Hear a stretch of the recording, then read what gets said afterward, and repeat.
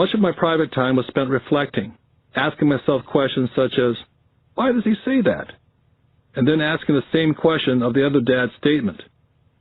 It would have been much easier to simply say, yeah, he's right, I agree with that, or to simply reject the point of view by saying, the old man doesn't know what he's talking about. Instead, having two dads whom I love forced me to think and ultimately choose a way of thinking for myself. As a process, choosing to think for myself turned out to be much more valuable in the long run, rather than simply accepting or rejecting a single point of view. One of the reasons the rich get richer, the poor get poorer, and the middle class struggles in debt is because the subject of money is taught at home, not in school. Most of us learn about money from our parents. So what can a poor parent tell their child about money? They simply say, stay in school and study hard. The child may graduate with excellent grades, but with a poor person's financial programming and mindset. It was learned while the child was young. Money is not taught in schools.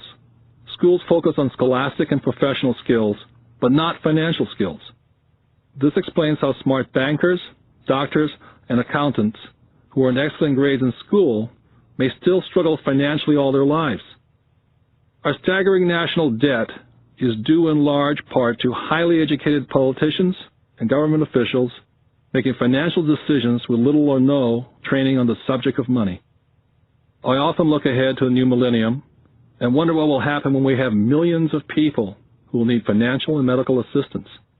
They will be dependent upon their families or the government for financial support. What will happen when Medicare and Social Security run out of money? How will a nation survive if teaching children about money continues to be left to parents, most of whom will be, or already are, poor? Because I had two influential fathers, I learned from both of them.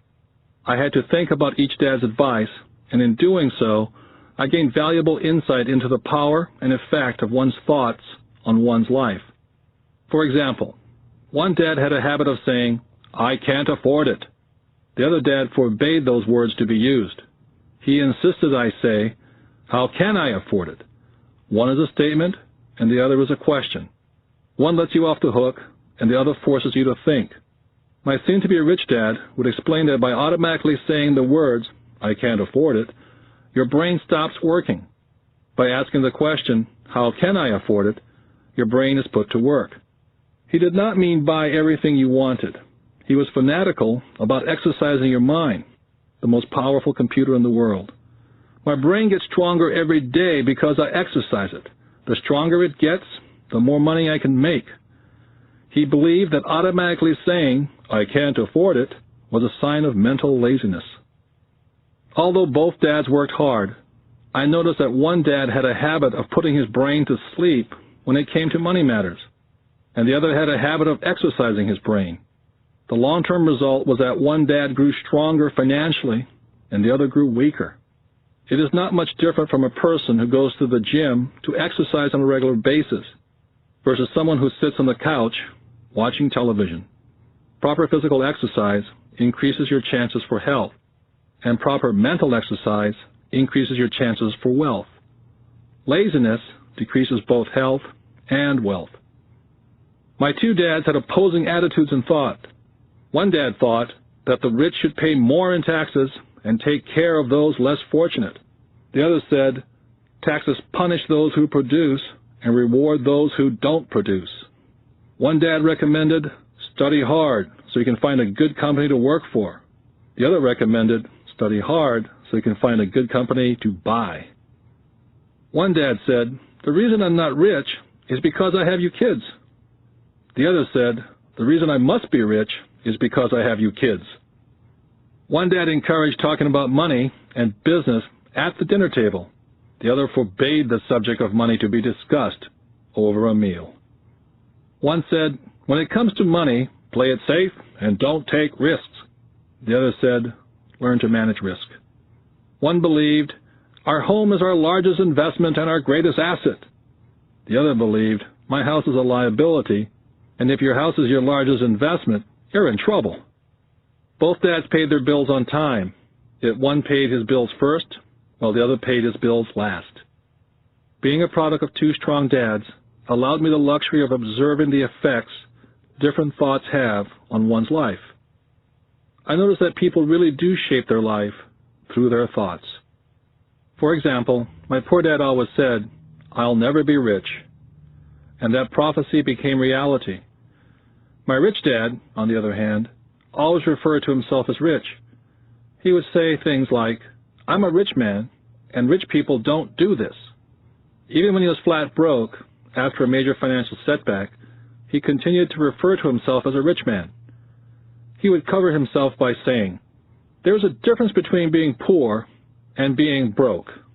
Broke is temporary, and poor is eternal." My poor dad would also say, "I'm not interested in money," or "Money doesn't matter." My rich dad always said, "Money is power." The power of our thoughts may never be measured or appreciated, but it became obvious to me as a young boy to be aware of my thoughts and how I expressed myself. I noticed that my poor dad was poor not because of the amount of money he earned, which was significant, but because of his thoughts and his actions. As a young boy, having two fathers, I became acutely aware of being careful which thoughts I chose to adopt as my own. Whom should I listen to, my rich dad or my poor dad? Although both men had tremendous respect for education and learning, they disagreed in what they thought was important to learn. One wanted me to study hard, earn a degree, and get a good job to work for money. He wanted me to study to become a professional, an attorney, or an accountant, or to go to business school for my MBA. The other encouraged me to study to be rich, to understand how money works, and learn how to have it work for me. "I don't work for money," were the words he would repeat over and over. "Money works for me." At the age of 9, I decided to listen to and learn from my rich dad about money. In doing so, I chose not to listen to my poor dad, even though he was the one with all the college degrees. Once I made up my mind whom to listen to, my education about money began. My rich dad taught me over a period of 30 years, until I was age 39. He stopped once he realized that I knew and fully understood what he had been trying to drum into my often thick skull. Money is one form of power, but what is more powerful is financial education. Money comes and goes, but if you have the education about how money works, you gain power over it and can begin building wealth. The reason positive thinking alone does not work is because most people went to school and never learned how money works, so they spend their lives working for money. Because I was only 9 years old when I started, the lessons my rich dad taught me were simple. And when it was all said and done, there are only 6 main lessons repeated over 30 years. This book is about those 6 lessons, put as simply as possible as my rich dad put forth those lessons to me. The lessons are not meant to be answers, but guideposts. Guideposts that will assist you and your children to grow wealthier, no matter what happens in a world of increasing change and uncertainty. Dad, can you tell me how to get rich? My dad put down the evening paper. Why do you want to get rich, son? Because today Jimmy's mom drove up in their new Cadillac and they were going to their beach house for the weekend. He took 3 of his friends, but Mike and I weren't invited.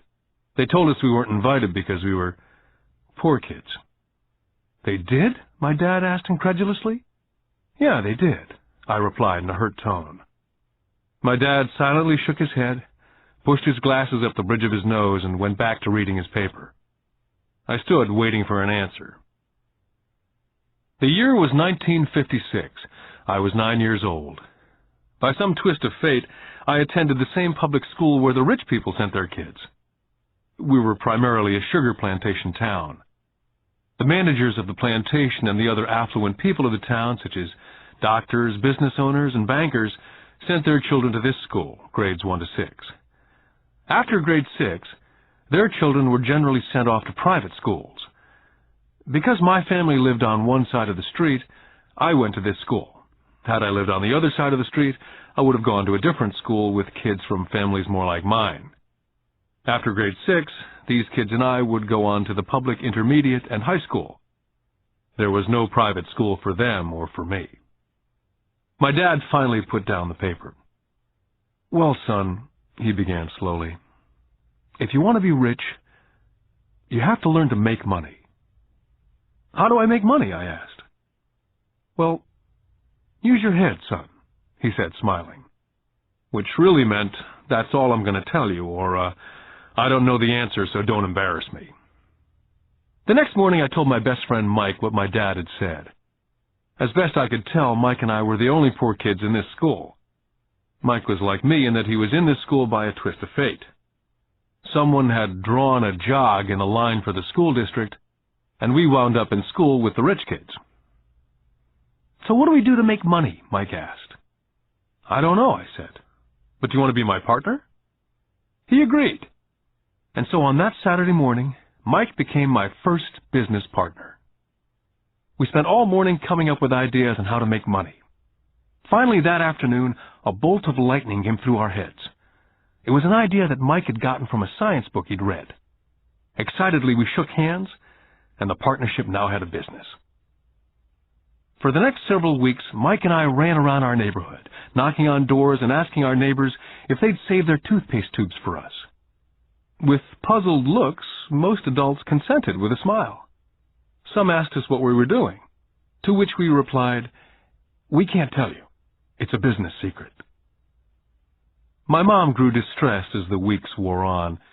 We had selected a site next to her washing machine as the place we would stockpile our raw materials. In a brown cardboard box that one time held ketchup bottles, our little pile of used toothpaste tubes began to grow. One day my dad drove up to see two 9-year-old boys in the driveway with a production line operating at full speed. Fine white powder everywhere. On a long table were small milk cartons from school, and our family's hibachi grill was glowing with red-hot coals at maximum heat. Dad walked up cautiously, having to park the car at the base of the driveway, since the production line blocked the carport. As he got closer, he saw a steel pot sitting on top of the coals, with the toothpaste tubes being melted down. In those days, toothpaste did not come in plastic tubes. The tubes were made of lead. So once the paint was burned off, the tubes were dropped in a small steel pot, melted until they became liquid, and with my mom's pot holders, we were pouring the lead through a small hole in the top of the milk cartons. The milk cartons were filled with plaster of Paris. The white powder everywhere was the plaster before we mixed it with water. The milk cartons were the outer containers for plaster of Paris molds. My dad watched as we carefully poured the molten lead through a small hole in the top of the plaster of Paris cube. "What are you boys doing?" he asked with a cautious smile. "We're doing what you told me to do. We're going to be rich," I said. "Yep," said Mike, grinning and nodding his head. "We're partners." "And what is in those plaster molds?" Dad asked. "Watch," I said. "This should be a good batch." With a small hammer, I tapped at the seal that divided the cube in half. Cautiously, I pulled up the top half of the plaster mold, and a lead nickel fell out. "Oh, my God," my dad said. "You're casting nickels out of lead." "That's right," Mike said. "We're making money." My dad smiled and shook his head. Along with a fire and a box of spent toothpaste tubes in front of him were two little boys covered with white dust and smiling from ear to ear. He asked us to put everything down and sit with him on the front step of our house. With a smile, he gently explained what the word counterfeiting meant. Our dreams were dashed. "You mean this is illegal?" asked Mike. "Yes, it is illegal," my dad said gently. "But you boys have shown great creativity and original thought. Keep going. I'm really proud of you." Disappointed, Mike and I sat in silence for about 20 minutes before we began cleaning up our mess. The business was over on opening day. Sweeping the powder up, I looked at Mike and said, "I guess Jimmy and his friends are right. We are poor." My father was just leaving as I said that. "Boys," he said, "you're only poor if you give up. The most important thing is that you did something. Most people only talk and dream of getting rich. You've done something.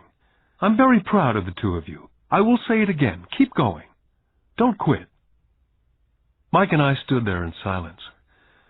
They were nice words, but we still did not know what to do.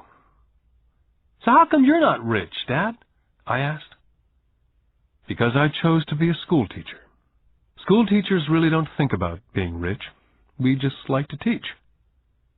I wish I could help you, but I really don't know how to make money. Mike and I turned and continued our cleanup. I know, said my dad.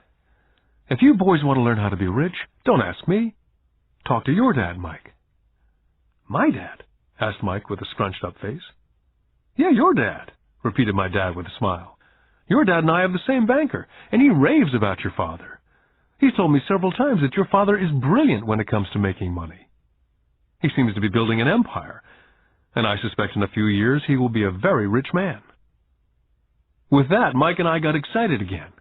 With new vigor, we began cleaning up the mess caused by our now-defunct first business. As we were cleaning, we made plans on how and when to talk to Mike's dad. The problem was that Mike's dad worked long hours and often did not come home until late. His father owned warehouses, a construction company, a chain of stores, and 3 restaurants.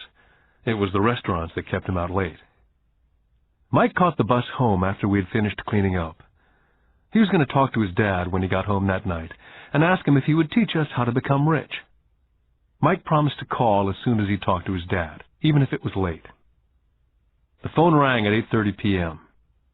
Mike's dad had agreed to meet with Mike and me. At 7:30 Saturday morning, I caught the bus to the poor side of town. Michael and I met with his dad that morning at 8 o'clock. He was already busy and had been at work for more than an hour. His construction supervisor was just leaving in his pickup truck as I walked up to his simple, small, and tidy home. Mike met me at the door. Dad's on the phone, and he said to wait on the back porch, Mike said as he opened the door. The old wooden floor creaked as I stepped across the threshold of this aging house. There was a cheap mat just inside the door. That mat was there to hide the years of wear from countless footsteps that the floor had supported. Although clean, it needed to be replaced. I felt claustrophobic as I entered the narrow living room, which was filled with old, musty, overstuffed furniture that today would be collector's items. Sitting on the couch were 2 women, a little older than my mom. Across from the women sat a man in workman's clothes. They smiled as Mike and I walked past them, heading for the kitchen, which led to the porch that overlooked the backyard. I smiled back shyly. Who are those people? I asked. Oh, they work for my dad. The older man runs his warehouses, and the women are the managers of the restaurants. And you saw the construction supervisor who's working on a road project about 50 miles from here. His other supervisor, who's building a tract of houses, had already left before you got here. Does this go on all the time? I asked. Not always, but quite often, said Mike, smiling as he pulled up a chair to sit down next to me. I asked him if he'd teach us to make money, Mike said. Oh? And what did he say to that? I asked with cautious curiosity. Well, he had a funny look on his face at first, and then he said he would make us an offer. Oh, I said, rocking my chair back against the wall. I sat there perched on 2 rear legs of the chair. Mike did the same thing. Suddenly, Mike's dad burst through the rickety screen door and onto the porch. Mike and I jumped to our feet, not out of respect, but because we were startled. Ready, boys? Mike's dad asked, as he pulled up a chair to sit down with us. We nodded our heads as we pulled our chairs away from the wall to sit in front of him. He was a big man, about 6 feet tall and 200 pounds. Mike says that you want to learn how to make money. Is that correct, Robert? I nodded my head quickly, but with a little intimidation. He had a lot of power behind his words and smile. Okay, here's my offer. I'll teach you, but I won't do it classroom style. You work for me, and I'll teach you. You don't work for me, I don't teach you. I can teach you faster if you work, and I'm wasting my time if you just want to sit and listen like you do in school. That's my offer. Take it or leave it. May I ask a question first? I asked. Nope, take it or leave it. I've got too much work to do to waste my time. If you can't make up your mind decisively, then you'll never learn to make money anyway. Take it, I said. Take it, said Mike. Good, said Mike's dad. Mrs. Martin will be by in 10 minutes. After I'm through with her, you ride with her to my superette, and you can begin working. I'll pay you 10 cents an hour, and you will work for 3 hours every Saturday. But I have a softball game today, I said. Mike's dad lowered his voice to a stern tone. Take it or leave it, he said. I'll take it, I replied, choosing to work and learn instead of playing softball. By 9 a.m. on a beautiful Saturday morning, Mike and I were working for Mrs. Martin. She was a kind and patient woman. She always said that Mike and I reminded her of her 2 sons who were grown and gone. Although kind, she believed in hard work, and she kept us working. She was a taskmaster. We spent 3 hours taking canned goods off the shelves, and with a feather duster, brushing each can to get the dust off, and then restacking them neatly. It was excruciatingly boring work. For 3 weeks, Mike and I reported to Mrs. Martin and worked our 3 hours. By noon, our work was over, and she dropped 3 little dimes in each of our hands. Now, even at the age of 9 in the mid-50s, 30 cents was not too exciting. Comic books cost 10 cents back then, so I usually spent my money on comic books and went home. By Wednesday of the 4th week, I was ready to quit. I had agreed to work only because I wanted to learn to make money from Mike's dad. And now I was a slave for 10 cents an hour. On top of that, I had not seen Mike's dad since that first Saturday. I'm quitting, I told Mike at lunchtime. The school lunch was miserable. School was boring, and now I didn't even have my Saturdays to look forward to. But it was the 30 cents that really got to me. Mike smiled. Dad said this would happen. He said to meet with him when you were ready to quit. What? I said indignantly. He's been waiting for me to get fed up? Sort of, Mike said. Dad's kind of different. He teaches differently from your dad. Your mom and dad lecture a lot. My dad is quiet and a man of few words. You just wait till this Saturday. I'll tell him you're ready. You mean I've been set up? No, not really, but maybe. Dad will explain on Saturday. I was ready to face him, and I was prepared. Even my real dad was angry with him. My real dad, the one I call the poor one, thought that my rich dad was violating child labor laws and should be investigated.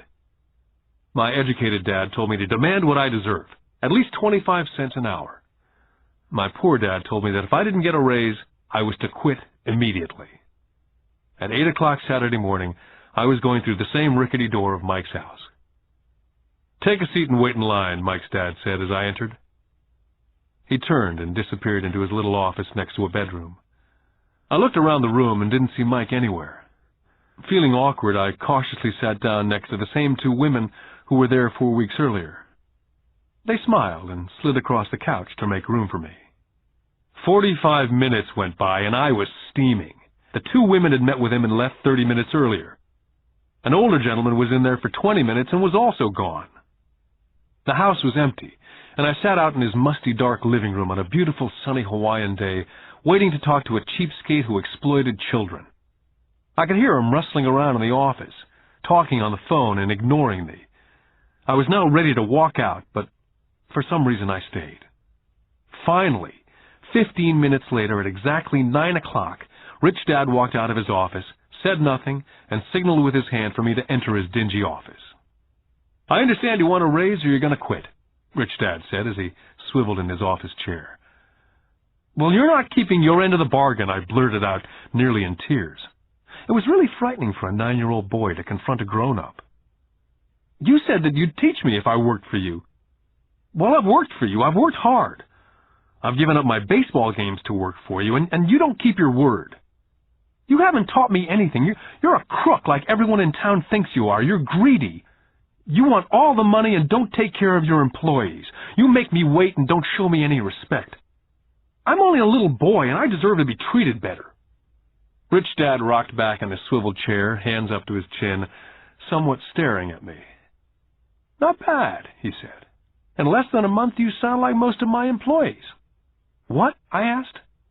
Not understanding what he was saying, I continued with my grievance. I thought you were going to keep up your end of the bargain and teach me. Instead, you want to torture me. That's cruel. That's really cruel.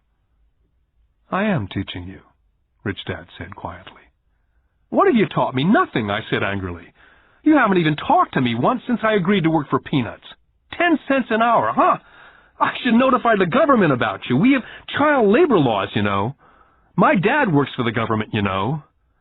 Wow, said Rich Dad. Now you sound like most of the people who used to work for me. People I've either fired or they've quit. So what do you have to say? I demanded, feeling pretty brave for a little kid. How do you know that I've not taught you anything? Asked Rich Dad calmly. Well, you've never talked to me. I've worked for 3 weeks, and you've not taught me anything, I said with a pout. Does teaching mean talking or a lecture? Rich Dad asked. Well, yes, I replied. That's how they teach you in school, he said, smiling. But that is not how life teaches you. And I would say that life is the best teacher of all. Most of the time, life does not talk to you, just sort of pushes you around. Each push is life saying, wake up. There's something I want you to learn. I had no idea what he was talking about. Life pushes all of us around. Some give up, others fight. A few learn the lesson and move on. They welcome life pushing them around. To these few people, it means they need and want to learn something. They learn and move on. Most quit, and a few, like you, fight. Rich Dad stood and shut the creaky old wooden window that needed repair. If you learn this lesson, you will grow into a wise, wealthy, and happy young man. If you don't, you will spend your life blaming a job, low pay, or your boss for your problems. You'll live life hoping for that big break that'll solve all your money problems. Rich Dad looked over to me to see if I was still listening. His eyes met mine. We stared at each other, streams of communication going between us through our eyes. Finally, I pulled away once I had absorbed his last message. I knew he was right. I was blaming him, and I did ask to learn. I was fighting. Rich Dad continued, or if you're the kind of person who has no guts, you just give up every time life pushes you. If you're that kind of person, you'll live all your life playing it safe, doing the right things, saving yourself for some event that never happens. Then you die a boring old man. You'll have lots of friends who'll really like you because you were such a nice, hard-working guy. You spent a life playing it safe, doing the right things. But the truth is, you let life push you into submission. Deep down, you were terrified of taking risks. You really wanted to win, but the fear of losing was greater than the excitement of winning. Deep inside, you and only you will know that you didn't go for it. You chose to play it safe.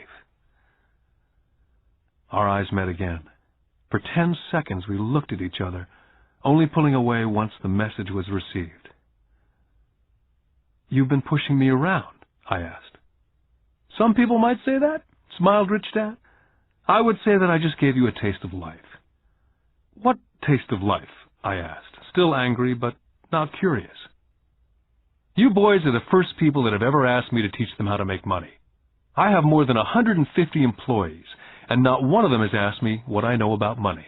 They ask me for a job and a paycheck, but never to teach them about money. So most will spend the best years of their lives working for money, not really understanding what it is they're working for. I sat there listening intently. So when Mike told me about you wanting to learn how to make money, I decided to design a course that was close to real life. I could talk till I was blue in the face, but you wouldn't hear a thing. So I decided to let life push you around a bit so you could hear me. That's why I only paid you 10 cents. So what is the lesson I learned from working for only 10 cents an hour, I asked. That you're cheap and exploit your workers? Rich Dad laughed heartily. You'd best change your point of view. Stop blaming me, thinking I'm the problem.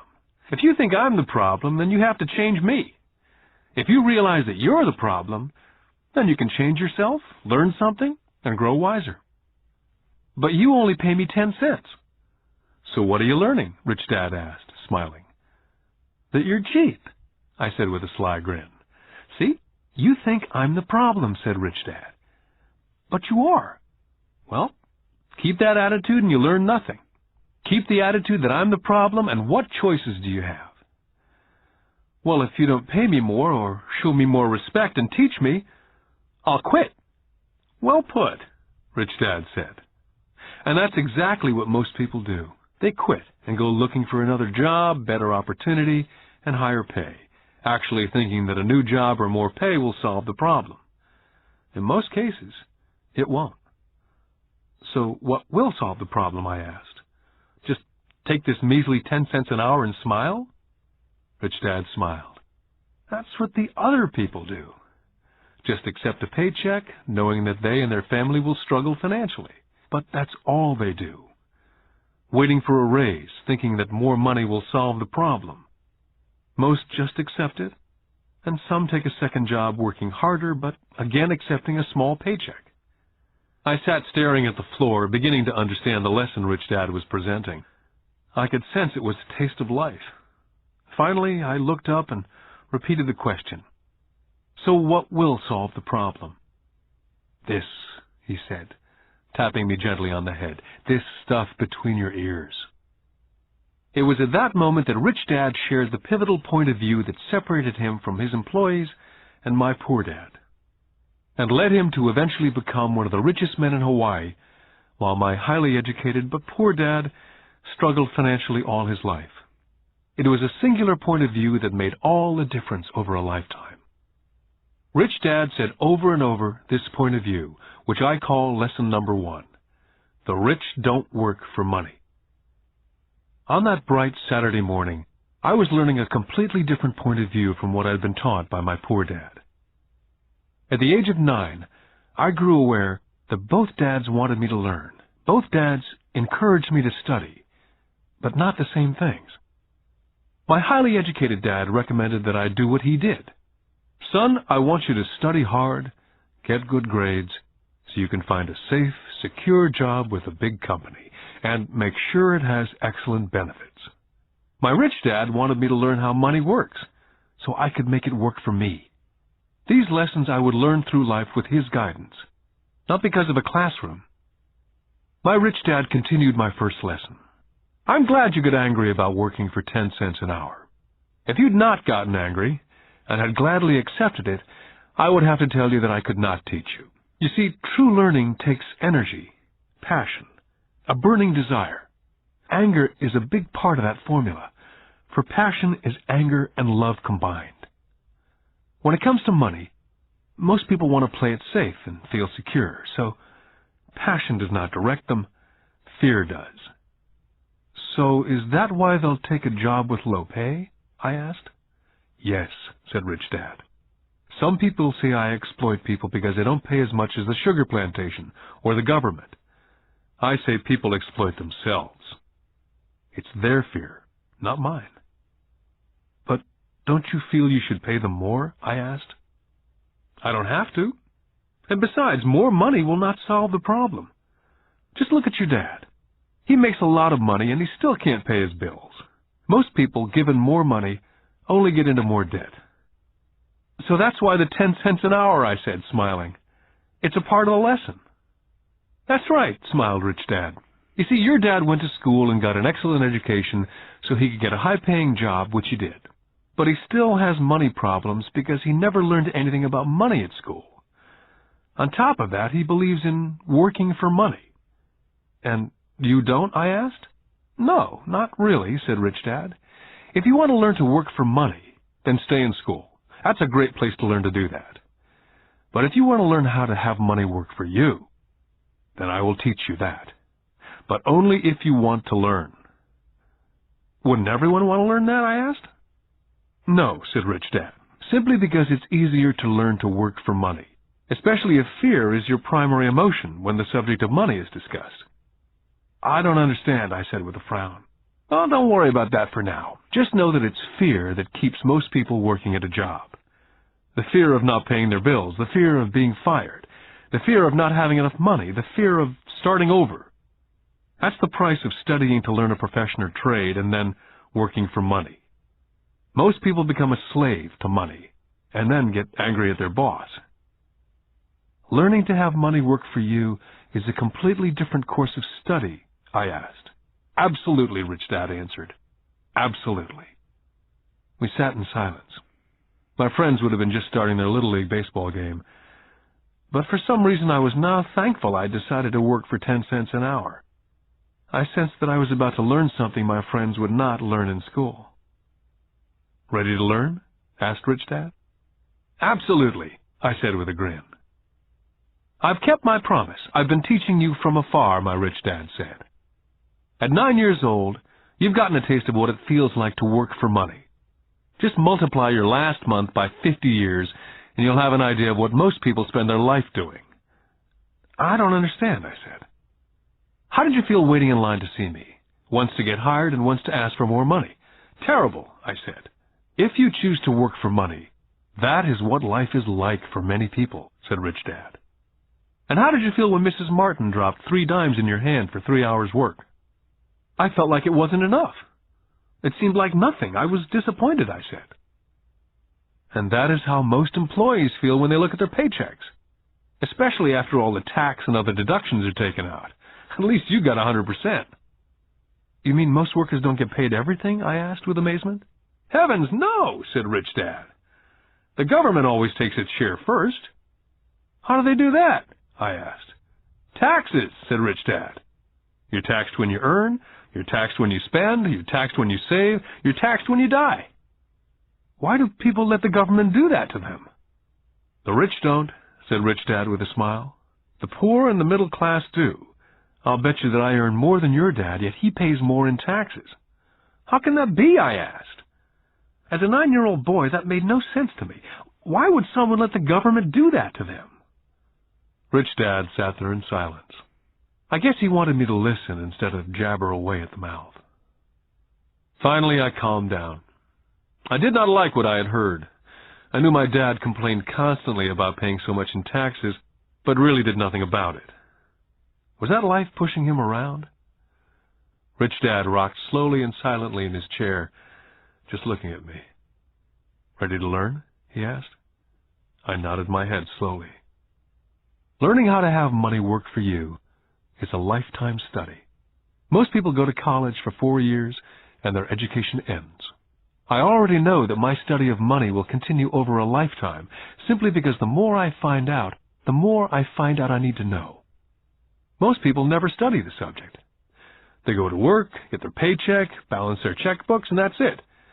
On top of that, they wonder why they have money problems. Then they think that more money will solve the problem. Few realize that it's their lack of financial education that is the problem. So, my dad has tax problems because he doesn't understand money? I asked, confused. Look, said Rich Dad, taxes are just one small section on learning how to have money work for you. Today, I just wanted to find out if you still have the passion to learn about money. Most people don't. They want to go to school, learn a profession, have fun at their work, and earn lots of money. One day they wake up with big money problems, and then they can't stop working. That's the price of only knowing how to work for money, instead of studying how to have money work for you. So, do you still have the passion to learn? Asked Rich Dad. I nodded my head. Good, said Rich Dad. Now get back to work. This time I will pay you nothing. What? I asked in amazement. You heard me. Nothing. You'll work the same 3 hours every Saturday, but this time you will not be paid 10 cents an hour. You said you wanted to learn to not work for money, so I'm not going to pay you anything. I couldn't believe what I was hearing. I've already had this conversation with Mike. He's already working, dusting, and stacking canned goods for free. You better hurry up and get back there. I stood there, still not believing what a raw deal I'd been handed. Here I came to ask for a raise, and now I was being told to keep working for nothing. Rich Dad tapped me on the head and said, Use this. Now get out of here. I didn't tell my poor dad I wasn't being paid. He would not have understood, and I did not want to try to explain something that I did not yet understand myself. For 3 more weeks, Mike and I worked for 3 hours every Saturday for nothing. The work didn't bother me, and the routine got easier.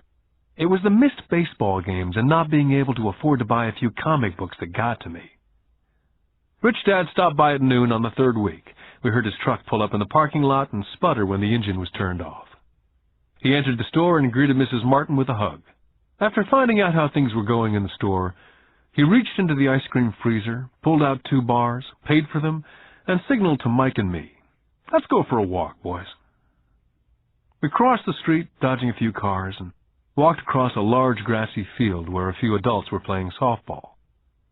Sitting down at a remote picnic table, he handed Mike and me the ice cream bars. How's it going, boys? Okay, Mike said. I nodded in agreement. Learn anything yet? Rich Dad asked. Mike and I looked at each other, shrugged our shoulders, and shook our heads in unison. Well, you boys had better start thinking. You're staring at one of life's biggest lessons. If you learn the lesson, you'll enjoy a life of great freedom and security. If you don't learn the lesson, you'll wind up like Mrs. Martin and most of the people playing softball in this park. They work very hard for a little money, clinging to the illusion of job security, looking forward to a 3-week vacation each year and a skimpy pension after 45 years of work. Now, if that excites you, I'll give you a raise to 25 cents an hour. But these are good, hard-working people. Are you making fun of them? I demanded. A smile came over Rich Dad's face. Mrs. Martin's like a mother to me, and I would never be that cruel. I may sound cruel because I'm doing my best to point something out to the two of you. I want to expand your point of view so you can see something most people never have the benefit of seeing because their vision is too narrow. Most people never see the trap they're in.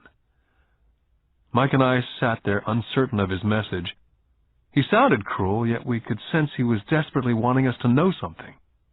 With a smile, Rich Dad said, "Doesn't that 25 cents an hour sound good? Doesn't that make your heart beat a little faster?" I shook my head no, but it really did. 25 cents an hour would be big bucks to me.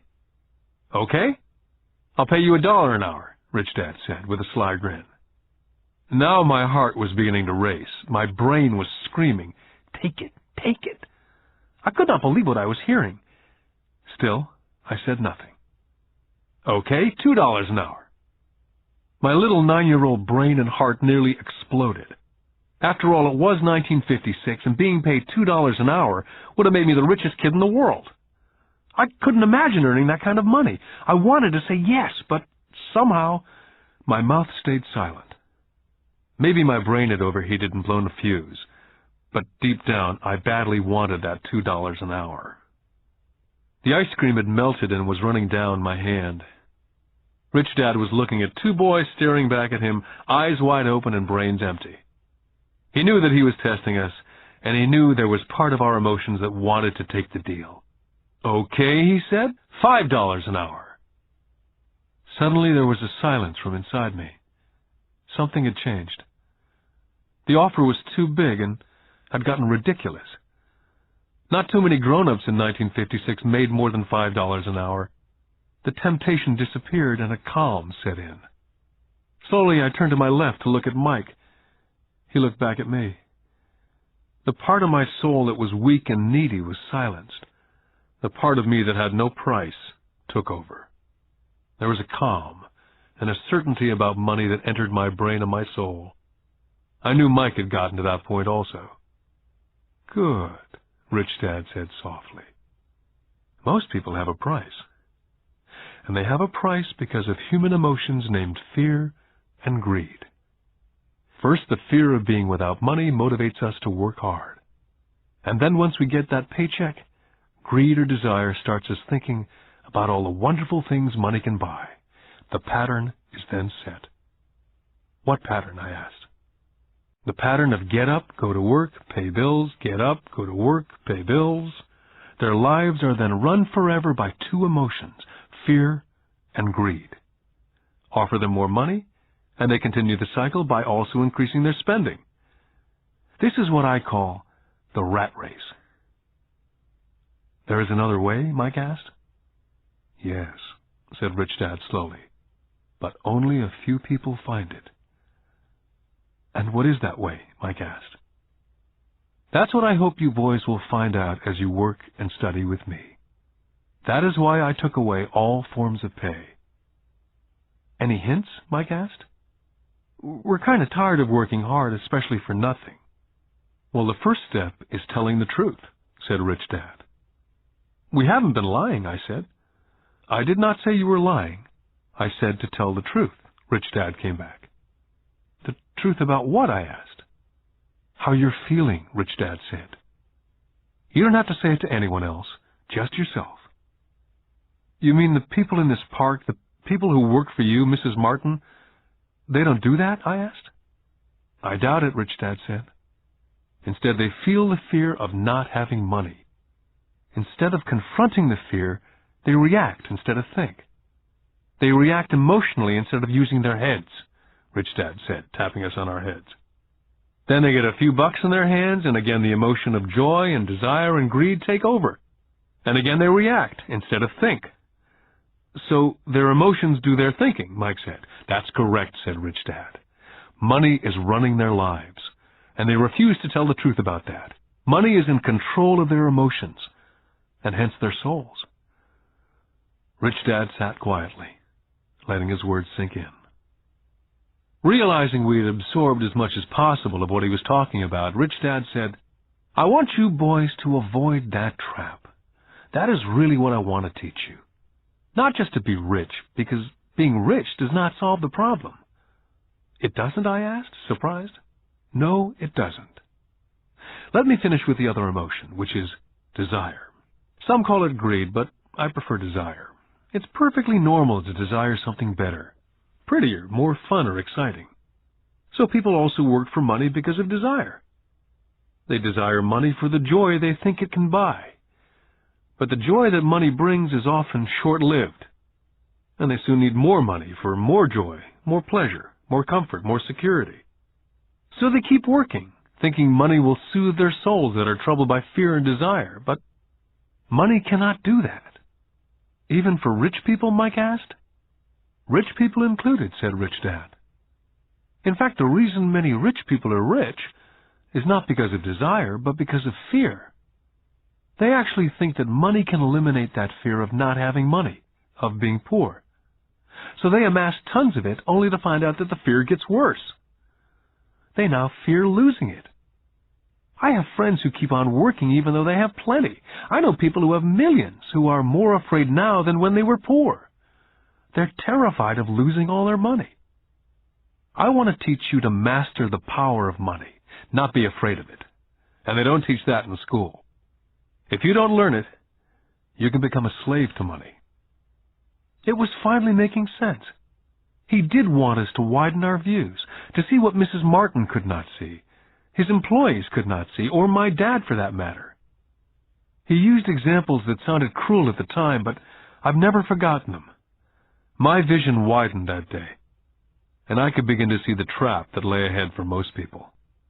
You see, we're all employees, ultimately. We just work at different levels, said Rich Dad. I just want you boys to have a chance to avoid the trap. The trap caused by those two emotions, fear and desire. Use them in your favor, not against you. That's what I want to teach you. I'm not interested in just teaching you to make a pile of money. That won't handle the fear or desire. If you don't first handle fear and desire and you get rich, you'll only be a high-paid slave. So how do we avoid the trap? I asked. The main cause of poverty or financial struggle is fear and ignorance, not the economy or the government or the rich. It's self-inflicted fear and ignorance that keeps people trapped. So you boys go to school and get your college degrees. I'll teach you how to stay out of the trap. The pieces of the puzzle were appearing. My highly educated dad had a great education and a great career, but school never told him how to handle money or his fears. It became clear that I could learn different and important things from two fathers. So you've been talking about the fear of not having money. How does the desire of money affect our thinking? Mike asked. How did you feel when I tempted you with a pay raise? Did you notice your desires rising? We nodded our heads. By not giving into your emotions, you were able to delay your reactions and think. That's most important. We will always have emotions of fear and greed. From here on in, it's most important for you to use those emotions to your advantage and for the long term, and not simply let your emotions run you by controlling your thinking. Most people use fear and greed against themselves. That's the start of ignorance. Most people live their lives chasing paychecks, pay raises, and job security because of the emotions of desire and fear, not really questioning where those emotion-driven thoughts are leading them. It's just like the picture of a donkey dragging a cart with its owner dangling a carrot just in front of the donkey's nose. The donkey's owner may be going where he wants to go, but the donkey is chasing an illusion. Tomorrow there will only be another carrot for the donkey. You mean the moment I began to picture a new baseball glove, candy or toys that's like a carrot to a donkey, Mike asked. Yeah. And as you get older, your toys get more expensive. New car, boat, and a big house to impress your friends, said Rich Dad with a smile. Fear pushes you out the door, and desire calls to you, enticing you toward the rocks. That's the trap. So, what's the answer? Mike asked. What intensifies fear and desire is ignorance. That's why rich people with lots of money often have more fear the richer they get. Money is the carrot, the illusion. Rich Dad went on to explain that a human's life is a struggle between ignorance and illumination. He explained that once a person stops searching for information and knowledge of oneself, ignorance sets in. That struggle is a moment-to-moment decision to learn to open or close one's mind. Look, school is very, very important. You go to school to learn a skill or a profession so as to be a contributing member of society. Every culture needs teachers, doctors, mechanics, artists, cooks, business people, police officers, firefighters, soldiers. Schools train them so our culture can thrive and flourish, said Rich Dad. Unfortunately for many people, school is the end, not the beginning. What does ignorance have to do with greed and fear, I asked. Because it's ignorance about money that causes so much greed and so much fear, said Rich Dad. Let me give you some examples. A doctor wanting more money to better provide for his family raises his fees. By raising his fees, it makes healthcare more expensive for everyone. Now, it hurts the poor people the most, so poor people have worse health than those with money. Because the doctors raise their rates, the attorneys raise their rates. Because the attorneys' rates have gone up, school teachers want to raise, which raises our taxes, and on and on and on. Soon there will be such a horrifying gap between the rich and the poor that chaos will break out, and another great civilization will collapse.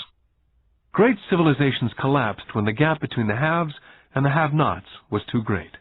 America is on the same course, proving once again that history repeats itself, because we do not learn from history. We only memorize historical dates and names, not the lesson. Aren't prices supposed to go up, I asked. Not in an educated society with a well-run government. Prices should actually come down. Of course, that's often only true in theory. Prices go up because of greed and fear caused by ignorance. If schools taught people about money, there would be more money and lower prices. But schools only focus on teaching people to work for money, not how to harness money's power. But don't we have business schools, Mike asked? Aren't you encouraging me to go to business school for my master's degree? Yes, said Rich Dad. But all too often business schools train employees who are sophisticated bean counters. Heaven forbid a bean counter takes over a business. All they do is look at the numbers, fire people, and kill the business. I know, because I hire bean counters. All they think about is cutting costs and raising prices, which causes more problems. Bean counting is important. I wish more people knew it, but it too is not the whole picture, added Rich Dad angrily. So is there an answer? Asked Mike. Yes, said Rich Dad. Learn to use your emotions to think, not think with your emotions. When you boys mastered your emotions, first by agreeing to work for free, I knew there was hope. When you again resisted your emotions when I tempted you with more money, you were again learning to think in spite of being emotionally charged. That's the first step. Can you tell the difference between emotions thinking and the head thinking? Mike asked. Oh, yes, I hear it all the time, said Rich Dad. I hear things like, well, everyone has to work, or the rich are crooks, or I'll get another job, I deserve this raise. You can't push me around, or I like this job because it's secure. Instead of, is there something I'm missing here? Which breaks the emotional thought and gives you time to think clearly. I must admit it was a great lesson to be getting, to know when someone was speaking out of emotions or out of clear thought. It was a lesson that served me well for life, especially when I was the one speaking out of reaction and not from clear thought. As we headed back to the store, Rich Dad explained that the rich really did make money. They did not work for it. He went on to explain that when Mike and I were casting 5-cent pieces out of lead, thinking we were making money, we were very close to thinking the way rich people think. The problem was that it was illegal for us to do it. Rich Dad went on to explain that the rich know that money is an illusion, truly like the carrot for the donkey. It's only out of fear and greed that the illusion of money is held together by billions of people thinking that money is real. Money is really made up. It was only because of the illusion of confidence and the ignorance of the masses that the house of cards stood standing. In fact, he said, in many ways the donkey's carrot was more valuable than money. As he climbed into his pickup truck outside of his little convenience store, he said, "Keep working, boys. But the sooner you forget about needing a paycheck, the easier your adult life will be. Keep using your brain. Work for free. And soon your mind will show you ways of making money far beyond what I could ever pay you.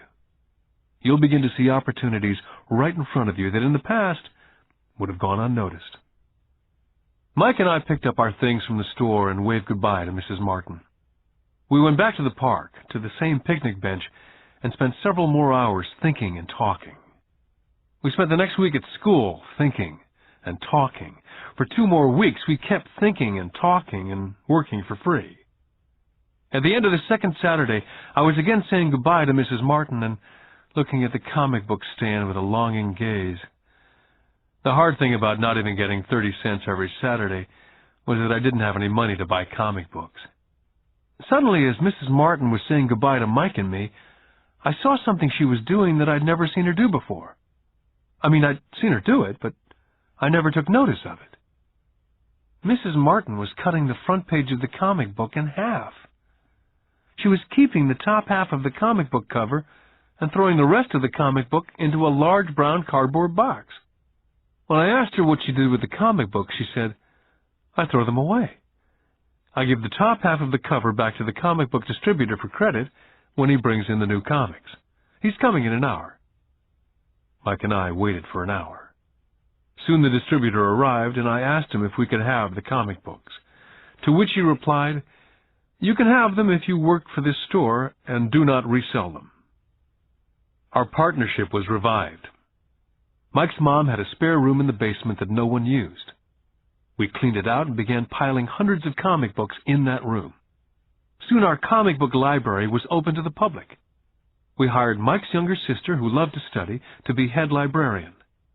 She charged each child 10 cents admission to the library, which was open from 2:30 to 4:30 p.m. every day after school. The customers, the children of the neighborhood, could read as many comics as they could in 2 hours. It was a bargain for them, since a comic cost 10 cents each, and they could read 5 or 6 in 2 hours. Mike's sister would check the kids as they left to make sure they weren't borrowing any comic books. She also kept the books, logging in how many kids showed up each day, who they were, and any comments they might have. Mike and I averaged $9.50 per week over a 3-month period. We paid his sister $1 a week and allowed her to read the comics for free, which she rarely did since she was always studying. Mike and I kept our agreement by working in the store every Saturday and collecting all the comic books from the different stores. We kept our agreement to the distributor by not selling any comic books. We burned them once they got too tattered. We tried opening a branch office, but we could never quite find someone as dedicated as Mike's sister we could trust.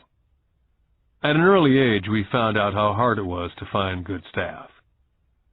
3 months after the library first opened, a fight broke out in the room. Some bullies from another neighborhood pushed their way in and started it. Mike's dad suggested we shut down the business. So our comic book business was shut down, and we stopped working on Saturdays at the convenience store. Anyway, Rich Dad was excited because he had new things he wanted to teach us. He was happy because we'd learned our first lesson so well. We'd learned to have money work for us. By not getting paid for our work at the store, we were forced to use our imaginations to identify an opportunity to make money. By starting our own business, the comic book library, we were in control of our own finances, not dependent on an employer. The best part was that our business generated money for us, even when we weren't physically there. Our money worked for us. Instead of paying us money, Rich Dad had given us so much more. Lesson 2. Why Teach Financial Literacy?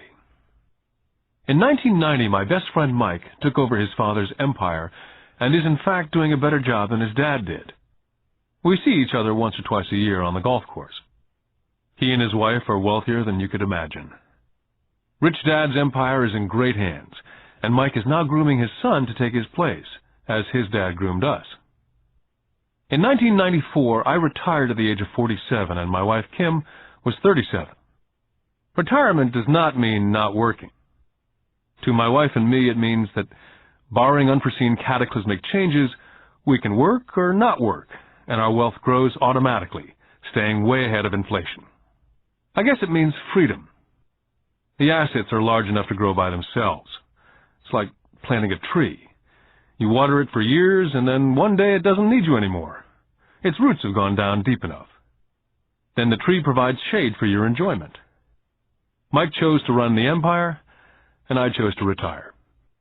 Whenever I speak to groups of people, they often ask what I would recommend, or what could they do? How do they get started? Is there a good book I'd recommend? What is the secret to success? I simply say to them what my rich dad said back to me when I was a little kid. If you want to be rich, you need to be financially literate. That idea was drummed into my head every time we were together. As I said, my educated dad stressed the importance of reading books, while my rich dad stressed the need to master financial literacy. If you're going to build the Empire State Building, the first thing you need to do is dig a deep hole and pour a strong foundation. If you're going to build a home in the suburbs, all you need to do is pour a 6-inch slab of concrete. Most people, in their drive to get rich, are trying to build an Empire State Building on a 6-inch slab. Our school system, having been created in the agrarian age, believes in homes with no foundation dirt floors are still the rage. So kids graduate from school with virtually no financial foundation.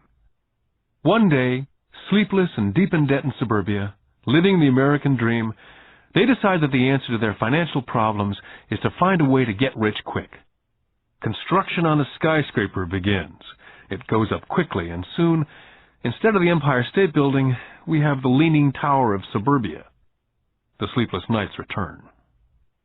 As for Mike and me in our adult years, both of our choices were possible, because we were taught to pour a strong financial foundation when we were just kids. Now, accounting is possibly the most boring subject in the world. It also could be the most confusing. But if you want to be rich, long term, it could be the most important subject. The question is, how do you take a boring and confusing subject and teach it to kids? The answer is, make it simple. My rich dad poured a strong financial foundation for Mike and me. Since we were just kids, he created a simple way to teach us. For years, he only drew pictures and used words. Mike and I understood the simple drawings, the jargon, the movement of money. And then in later years, Rich Dad began adding numbers. Most importantly, you must know the difference between an asset and a liability, and buy assets. If you want to be rich, this is all you need to know. It is rule number 1. It is the only rule. This may sound absurdly simple, but most people have no idea how profound this rule is. Most people struggle financially because they do not know the difference between an asset and a liability. Rich people acquire assets. The poor and middle class acquire liabilities, but they think they are assets. When Rich Dad explained this to Mike and me, we thought he was kidding. Here we were nearly teenagers and waiting for the secret to get rich, and this was his answer. It was so simple that we had to stop for a long time to think about it. If it's that simple, how come everyone's not rich? I asked. Rich Dad smiled, because people do not know the difference between an asset and a liability. I remember asking, how could adults be so silly? If it's that simple, if it's that important, why would everyone not want to find out? It took our Rich Dad only a few minutes to explain what assets and liabilities were. To teach preteen boys, Rich Dad kept everything simple, using as many pictures as possible, as few words as possible, and no numbers for years. My Rich Dad simply drew a vertical box with a line through the middle. The top half was for income, and the bottom half was for expenses. Then beneath that box, he drew another box horizontally, which he divided into a left half for assets and a right half for liabilities. The income statement, often called a profit and loss statement, measures income and expenses, money in or money out. The second set of boxes is the balance sheet. It's called that because it's supposed to balance assets against liabilities. That relationship is vital to understand. The primary cause of financial struggle is simply not knowing the difference between an asset and a liability. The cause of the confusion is found in the definition of the two words. If you want a lesson in confusion, simply look up the words asset and liability in the dictionary. So my rich dad simply told two young boys the following. An asset is something that puts money in my pocket. A liability is something that takes money out of my pocket. This is really all you need to know. If you want to be rich, simply spend your life buying assets. If you want to be poor or middle class, spend your life buying liabilities. It's not knowing the difference that causes most of the financial struggle in the real world. My rich dad then drew 3 arrows on his diagram. He explained, the arrow represents the flow of cash, or cash flow. In 80% of most families, the financial story is a story of working hard in an effort to get ahead. It's not because they don't make money, but because they spend their lives buying liabilities instead of assets. The first arrow showed the cash flow pattern of a poor person or a young person still at home. The arrow goes into the income box from a job or salary. It then continues into the expense box. Expenses include taxes, rent, and everyday living expenses. It flows out the expense box and is gone. The second arrow Rich Dad drew represented the cash flow pattern of a middle-class person. The arrow flows from a job into the income box. It then flows into the liabilities box. Most middle-class people acquire many liabilities, such as a mortgage, a car loan, and credit card debt. From the liabilities box, it flows to the expense box, where the monthly payments are made for the liabilities, as well as taxes and living expenses. From there, it flows out the expense box and is gone. The third arrow is the pattern of a wealthy person. This arrow simply flows from the asset box into the income box. The cash flow is not generated by a job or salary, but by assets. Remember, assets are things that put money in your pocket. Additionally, the rich have few expenses and liabilities, or if they do, those liabilities are more than covered by their assets. Examples such as these are oversimplified. Everyone has living expenses, the need for food, shelter, and clothing. The diagrams Rich Dad drew show the flow of cash through a poor, middle class, or wealthy person's life. It's the cash flow that tells the story. It's the story of how a person handles their money, what they do after they get the money in their hand. I cringe whenever I hear people ask me how to get rich quicker. Or how do they start? I often hear, I'm in debt, so I need to make more money. But more money will often not solve the problem. In fact, it may actually accelerate the problem. Money often makes obvious our tragic human flaws. Money often puts a spotlight on what we do not know. That's why, all too often, a person who comes into a sudden windfall of cash, let's say an inheritance, a pay raise, or lottery winnings, soon returns to the same financial mess, if not worse than the mess they were in before they received the money. Money only accentuates the cash flow pattern running in your head. If your pattern is to spend everything you get, most likely an increase in cash will just result in an increase in spending. Thus the saying, a fool and his money is one big party.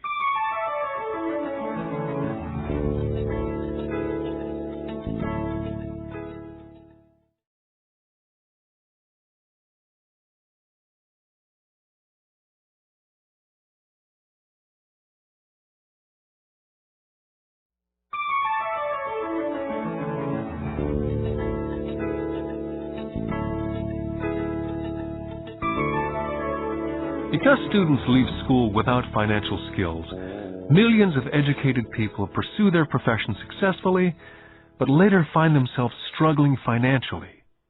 They work harder but don't get ahead.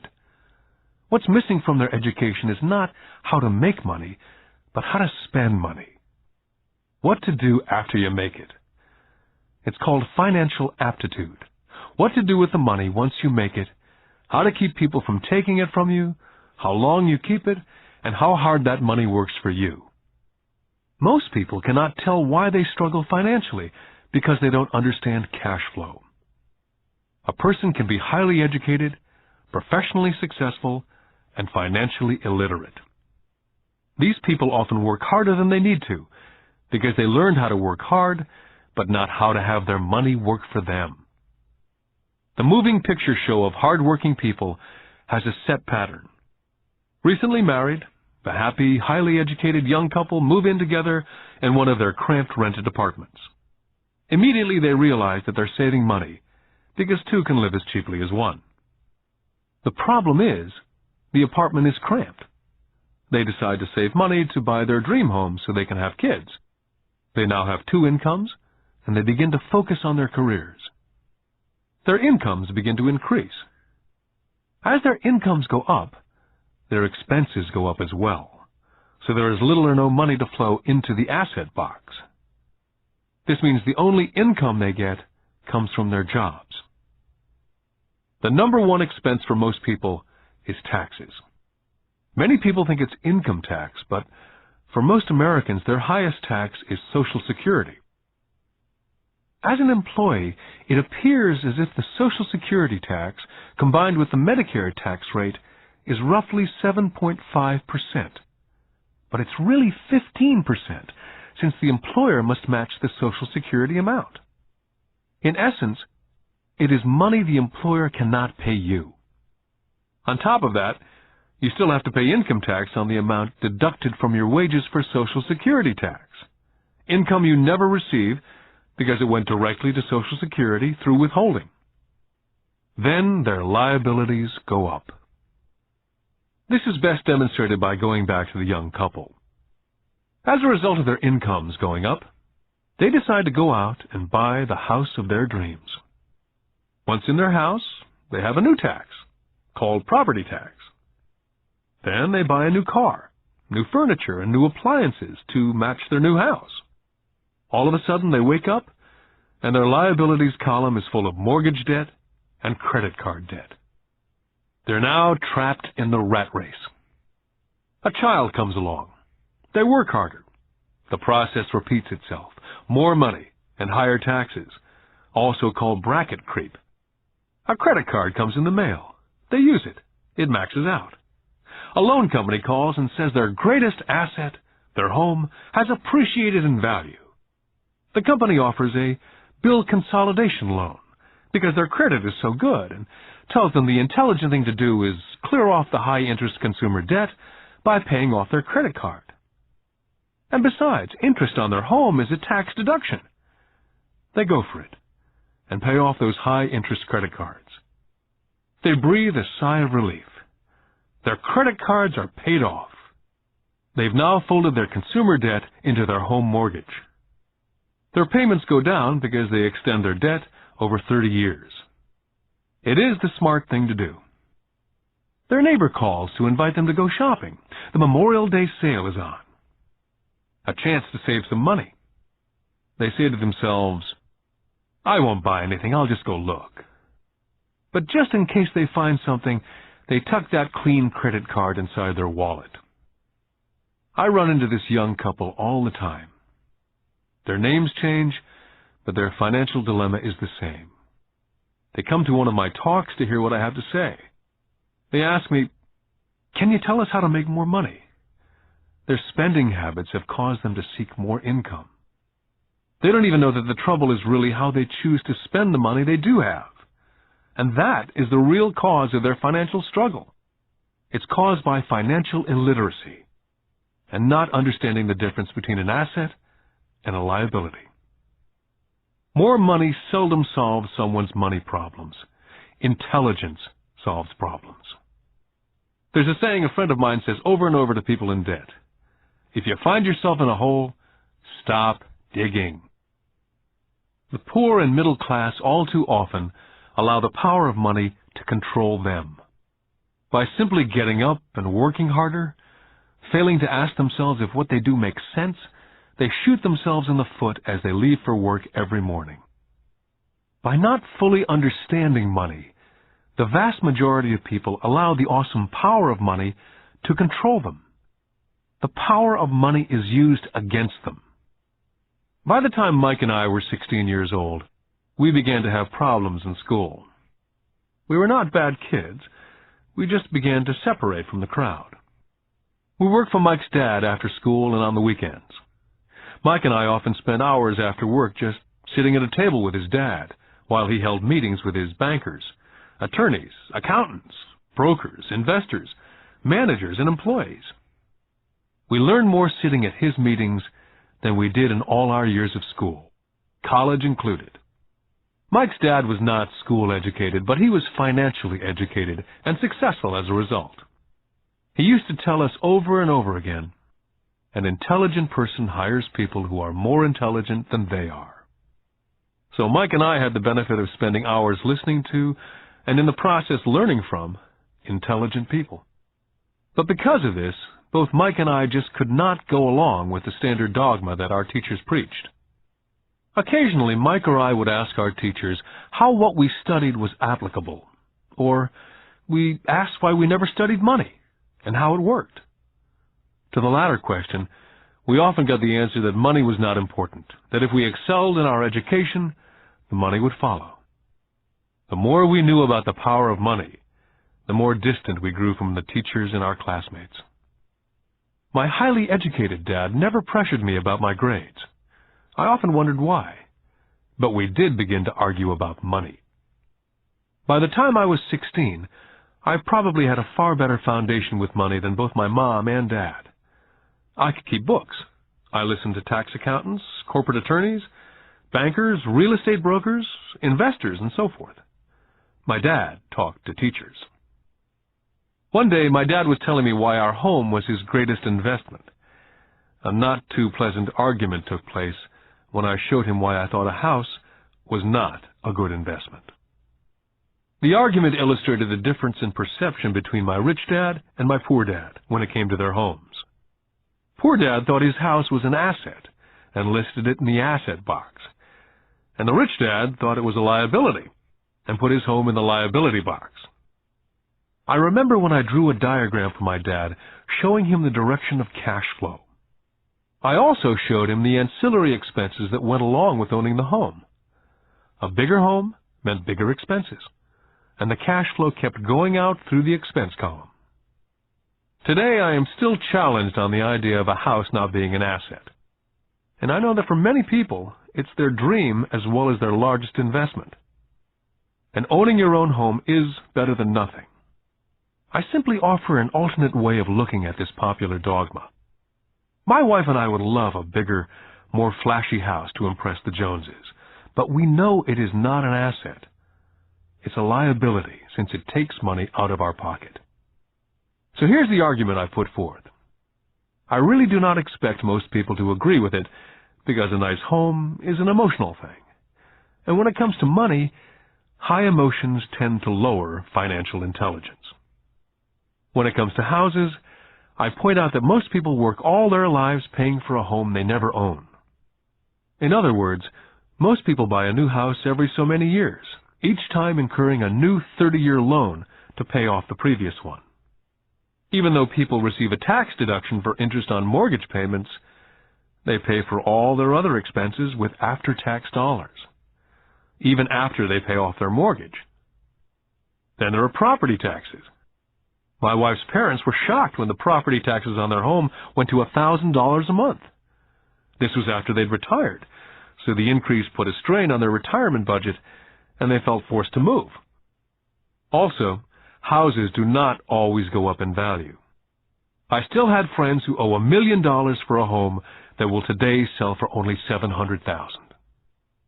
Finally, the greatest losses of all are those from missed opportunities. If all your money is tied up in your house, you may be forced to work harder because your money continues blowing out of the expense column instead of adding to the asset column. The classic middle-class cash flow pattern.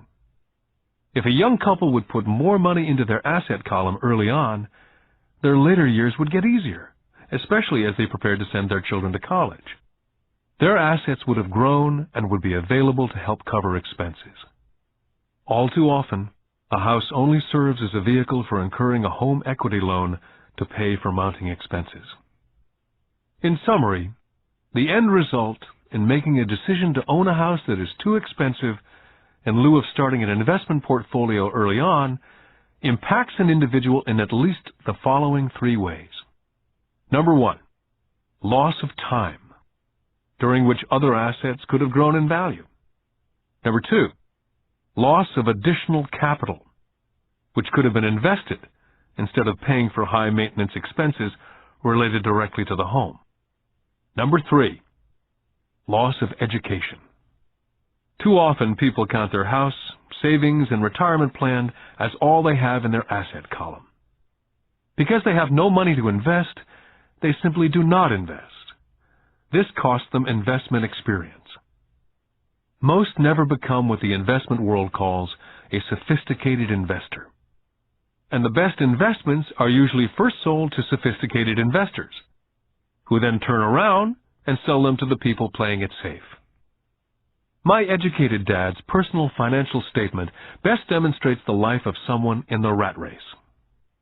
His expenses seem to always keep up with his income, never allowing him to invest in assets. As a result, his liabilities, such as his mortgage and credit card debts, are larger than his assets. My rich dad's personal financial statement, on the other hand, reflects the results of a life dedicated to investing and minimizing liabilities. His assets greatly exceed his liabilities. A review of my rich dad's financial statement is why the rich get richer. The asset column generates more than enough income to cover expenses, with the balance reinvested into the asset column.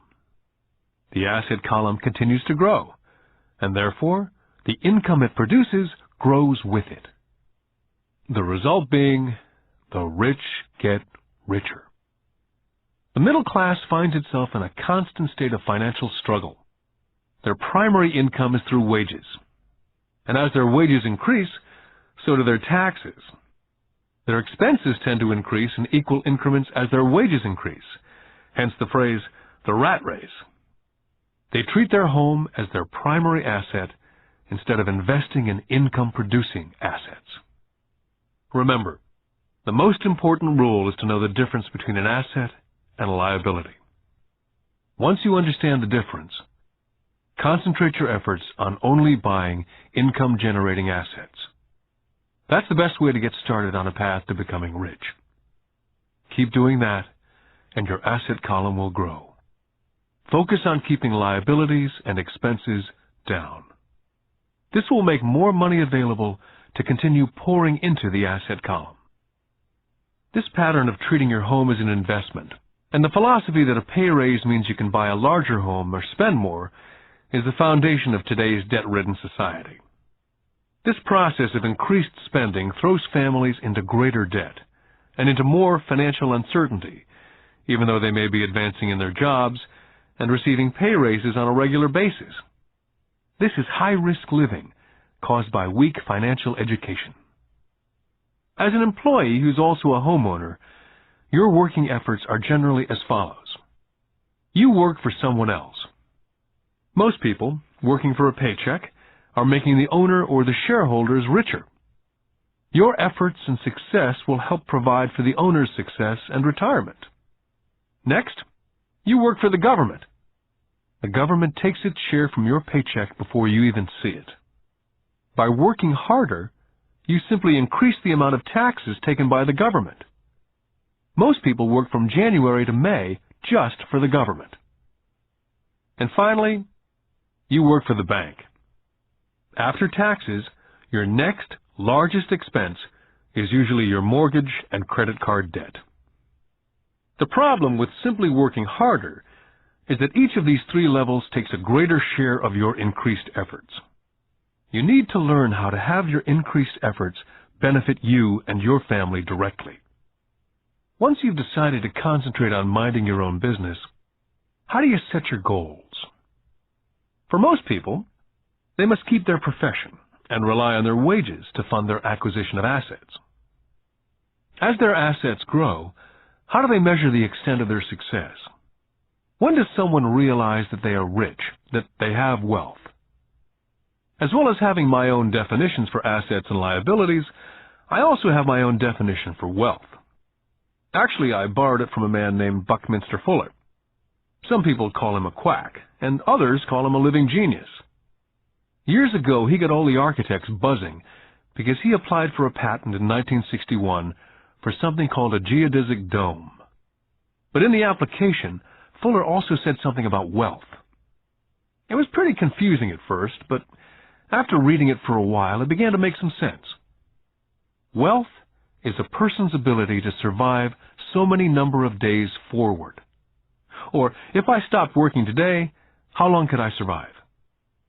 Unlike net worth, the difference between your assets and liabilities, which is often filled with a person's expensive junk and opinions of what things are worth, this definition creates the possibility for developing a truly accurate measurement. I could now measure and really know where I was in terms of my goal to become financially independent. Although net worth often includes these non-cash producing assets like stuff you bought that now sits in your garage, wealth measures how much money your money is making, and therefore your financial survivability. Wealth is the measure of the cash flow from the asset column compared with the expense column. Let's use an example. Let's say I have a cash flow from my asset column of $1,000 a month, and I have monthly expenses of $2,000. What's my wealth? Let's go back to Buckminster Fuller's definition. Using his definition, how many days forward can I survive? And let's assume a 30-day month. By that definition, I have enough cash flow for half a month. When I have achieved $2,000 a month cash flow from my assets, then I will be wealthy. I now have income generated from assets each month that fully covers my monthly expenses. If I want to increase my expenses, I first must increase my cash flow from assets to maintain this level of wealth. Take notice that it's at this point that I am no longer dependent on my wages. I have focused on and been successful in building an asset column that's made me financially independent. If I quit my job today, I would be able to cover my monthly expenses with the cash flow from my assets. My next goal would be to have the excess cash flow from my assets reinvested into the asset column. The more money that goes into my asset column, the more my asset column grows. The more my assets grow, the more my cash flow grows.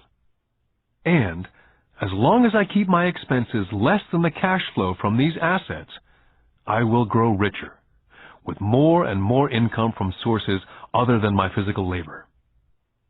As this reinvestment continues, I am well on my way to being rich. The actual definition of rich is in the eye of the beholder. You can never be too rich. Just remember this simple observation. The rich buy assets, the poor only have expenses. The middle class buys liabilities they think are assets. So how do I start minding my own business? What's the answer? Listen to the founder of McDonald's. Lesson 3. Mind your own business. In 1974, Ray Kroc, the founder of McDonald's, was asked to speak at the MBA class at the University of Texas at Austin. A dear friend of mine, Keith Cunningham, was a student in that MBA class. After a powerful and inspiring talk, the class adjourned, and the students asked Ray if he would join them at their favorite hangout to have a few beers. Ray graciously accepted. "What business am I in?" Ray asked, once the group had all their beers in hand. Everyone laughed, said Keith. Most of the MBA students thought Ray was just fooling around. No one answered, so Ray asked the question again. "What business do you think I'm in?" The students laughed again. And finally, one brave soul yelled out, "Ray, who in the world does not know that you're in the hamburger business?" Ray chuckled. "That's what I thought you'd say." He paused, and then quickly said, "Ladies and gentlemen, I'm not in the hamburger business. My business is real estate." McDonald's today is the largest single owner of real estate in the world, owning even more than the Catholic Church. Today, McDonald's owns some of the most valuable intersections and street corners in America, as well as in other parts of the world. Keith said it was one of the most important lessons in his life. Today, Keith owns car washes, but his business is the real estate under those car washes. The previous chapter ended with a statement illustrating that most people work for everyone but themselves. They work first for the owners of the company, then for the government through taxes, and finally for the bank that owns their mortgage. As a young boy, we did not have a McDonald's nearby. Yet my rich dad was responsible for teaching Mike and me the same lesson that Ray Kroc talked about at the University of Texas. It is secret number 3 of the rich. The secret is, mind your own business. Financial struggle is often directly the result of people working all their life for someone else. Many people will have nothing at the end of their working days. Our current educational system focuses on preparing today's youth to get good jobs by developing scholastic skills. Their lives will revolve around their wages, or, as described earlier, their income column. And after developing scholastic skills, they go on to higher levels of schooling to enhance their professional abilities. They study to become engineers, scientists, cooks, police officers, artists, writers, and so on. These professional skills allow them to enter the workforce and work for money. There's a big difference between your profession and your business. Often I ask people, "What's your business?" And they will say, "Oh, I'm a banker." Then I ask them if they own the bank, and they usually respond, "No, I work there." In that instance, they've confused their profession with their business. Their profession may be a banker, but they still need their own business. Ray Kroc was clear on the difference between his profession and his business. His profession was always the same. He was a salesman. At one time, he sold mixers for milkshakes, and soon thereafter, he was selling hamburger franchises. But while his profession was selling hamburger franchises, his business was the accumulation of income-producing real estate. To become financially secure, a person needs to mind their own business. Your business revolves around your asset column, as opposed to your income column. As stated earlier, the number one rule is to know the difference between an asset and a liability, and to buy assets. The rich focus on their asset columns, while everyone else focuses on their income statements. That's why we hear so often, "I need a raise. If only I had a promotion. I'm going back to school to get more training so I can get a better job. I'm going to work overtime. Maybe I can get a second job.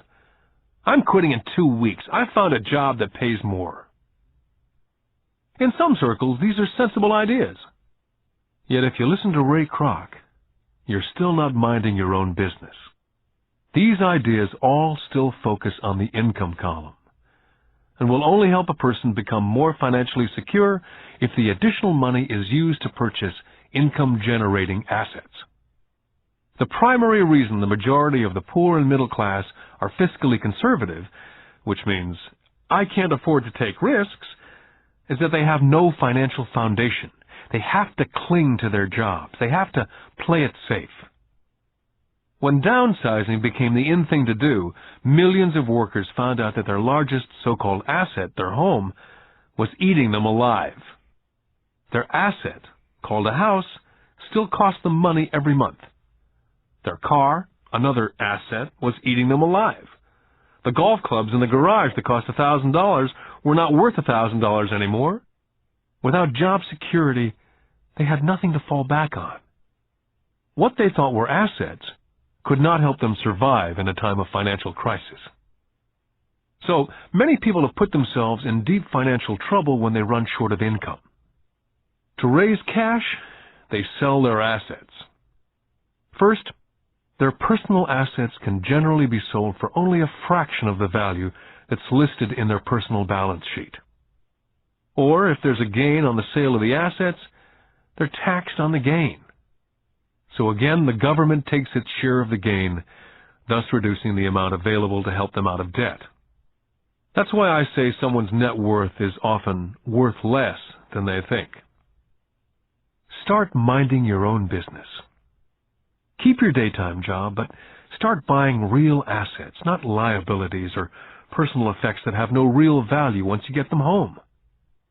A new car loses nearly 25% of the price you pay for it the moment you drive it off the lot. It's not a true asset, even if your banker lets you list it as one. My $400 new titanium driver was worth $150 the moment I teed off. For adults, keep your expenses low, reduce your liabilities, and diligently build a base of solid assets. For young people who've not yet left home, it's important for parents to teach them the difference between an asset and a liability. Get them to start building a solid asset column before they leave home, get married, buy a house, have kids, and get stuck in a risky financial position, clinging to a job and buying everything on credit. I see so many young couples who get married and trap themselves into a lifestyle that will not let them get out of debt for most of their working years. For most people, just as the last child leaves home, the parents realize they've not adequately prepared for retirement and they begin to scramble to put some money away. Then their own parents become ill and they find themselves with new responsibilities. So, what kind of assets am I suggesting that you or your children acquire? In my world, real assets fall into several different categories. First, businesses that do not require my presence. I own them, but they're managed or run by other people. If I have to work there, it's not a business. It becomes my job. Then come categories such as stocks, bonds, mutual funds, income-generating real estate, notes or IOUs, royalties from intellectual property such as music, scripts, patents, and finally anything else that has value, produces income, or appreciates and has a ready market. As a young boy, my educated dad encouraged me to find a safe job. My rich dad, on the other hand, encouraged me to begin acquiring assets that I loved. If you don't love it, you won't take care of it. I collect real estate simply because I love buildings and land. I love shopping for them. I could look at them all day long. When problems arise, the problems are not so bad that it changes my love for real estate. For people who hate real estate, they shouldn't buy it. I love stocks of small companies, especially startups. The reason is that I am an entrepreneur, not a corporate person. In my early years, I worked in large organizations such as Standard Oil of California, the U.S. Marine Corps, and Xerox Corporation. I enjoyed my time with those organizations and have fond memories, but I know deep down I'm not a company man. I like starting companies, not running them. So my stock buys are usually of small companies, and sometimes I even start the company and take it public. Fortunes are made in new stock issues, and I love the game. Many people are afraid of small-cap companies and call them risky, and they are. But risk is always diminished if you love what the investment is, understand it, and know the game. For years, even while I was with the Marine Corps and Xerox, I did what my rich dad recommended. I kept my daytime job, but I still minded my own business. I was active in my asset column. I traded real estate and small stocks. Rich Dad always stressed the importance of financial literacy. The better I was at understanding the accounting and cash management, the better I would be at analyzing investments and eventually starting and building my own company. I would not encourage anyone to start a company unless they really want to. Knowing what I know about running a company, I would not wish that task on anyone. There are times when people cannot find employment, where starting a company is a solution for them. The odds are against success. 9 out of 10 companies fail in 5 years. Of those that survive the first 5 years, 9 out of every 10 of those eventually fail as well. So only if you really have the desire to own your own company do I recommend it. Otherwise, keep your daytime job and mind your own business. When I say mind your own business, I mean to build and keep your asset column strong. Once a dollar goes into it, never let it come out. Think of it this way. Once a dollar goes into your asset column, it becomes your employee. The best thing about money is that it works 24 hours a day and can work for generations. Keep your daytime job, be a great hard-working employee, but keep building that asset column. As your cash flow grows, you can buy some luxuries. An important distinction is that rich people buy luxuries last, while the poor and middle class tend to buy luxuries first. The poor and middle class often buy luxury items such as big houses, diamonds, furs, jewelry, or boats because they want to look rich. They look rich, but in reality they just get deeper in debt on credit. The old money people, the long-term rich, built their asset column first. Then the income generated from the asset column bought their luxuries. The poor and middle class buy luxuries with their own sweat, blood, and children's inheritance. A true luxury is a reward for investing in and developing a real asset. For example, when my wife and I had extra money coming from our apartment houses, she went out and bought her Mercedes. It didn't take any extra work or risk on her part because the apartment house bought the car. She did, however, have to wait for it for 4 years while the real estate investment portfolio grew and finally began throwing off enough extra cash flow to pay for the car. But the luxury, the Mercedes, was a true reward because she had proved she knew how to grow her asset column. That car now means a lot more to her than simply another pretty car. It means she used her financial intelligence to afford it. What most people do is they impulsively go out and buy a new car or some other luxury on credit. They may feel bored and just want a new toy. Buying a luxury on credit often causes a person to sooner or later actually resent that luxury because the debt on the luxury becomes a financial burden. After you've taken the time and invested in and built your own business, you're now ready to add the magic touch, the biggest secret of the rich. The secret that puts the rich way ahead of the pack. The reward at the end of the road for diligently taking the time to mind your own business. Lesson 4. The history of taxes and the power of corporations. I remember in school being told the story of Robin Hood and his merry men. My school teacher thought it was a wonderful story of a romantic hero, a Kevin Costner type, who robbed from the rich and gave to the poor. My rich dad did not see Robin Hood as a hero. He called Robin Hood a crook. Robin Hood may be long gone, but his followers live on. How often I still hear people say, "Why don't the rich pay for it?" Or, "The rich should pay more in taxes and give it to the poor." It's this idea of Robin Hood, or taking from the rich to give to the poor, that has caused the most pain for the poor and the middle class. The reason the middle class is so heavily taxed is because of the Robin Hood ideal. The real reality is that the rich are not taxed. It's the middle class who pays for the poor, especially the educated upper-income middle class. Again, to understand fully how things happen, we need to look at the historical perspective. We need to look at the history of taxes. Although my highly educated dad was an expert on the history of education, my rich dad fashioned himself as an expert on the history of taxes. Rich Dad explained to Mike and me that in England and America originally, there were no taxes. Occasionally, there were temporary taxes levied in order to pay for wars. The king or the president would put the word out, and ask everyone to chip in.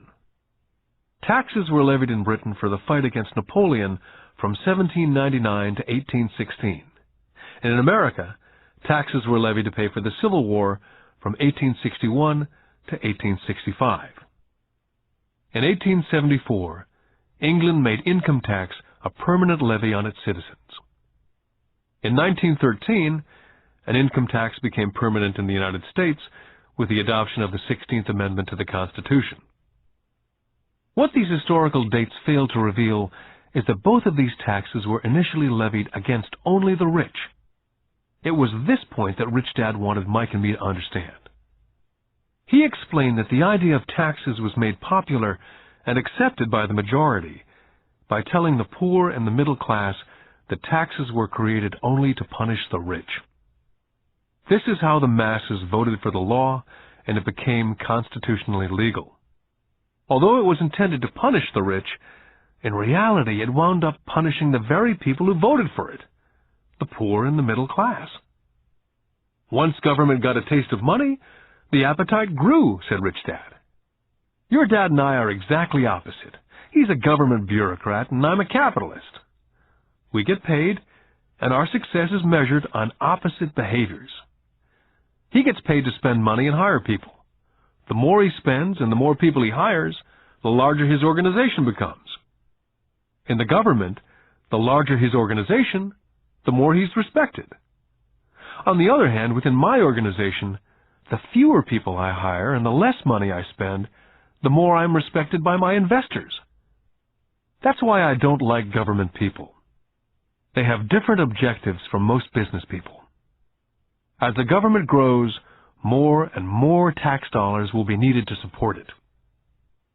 As I said, the passage of taxes was only possible because the masses believed in the Robin Hood theory of economics, which was to take from the rich and give to everyone else.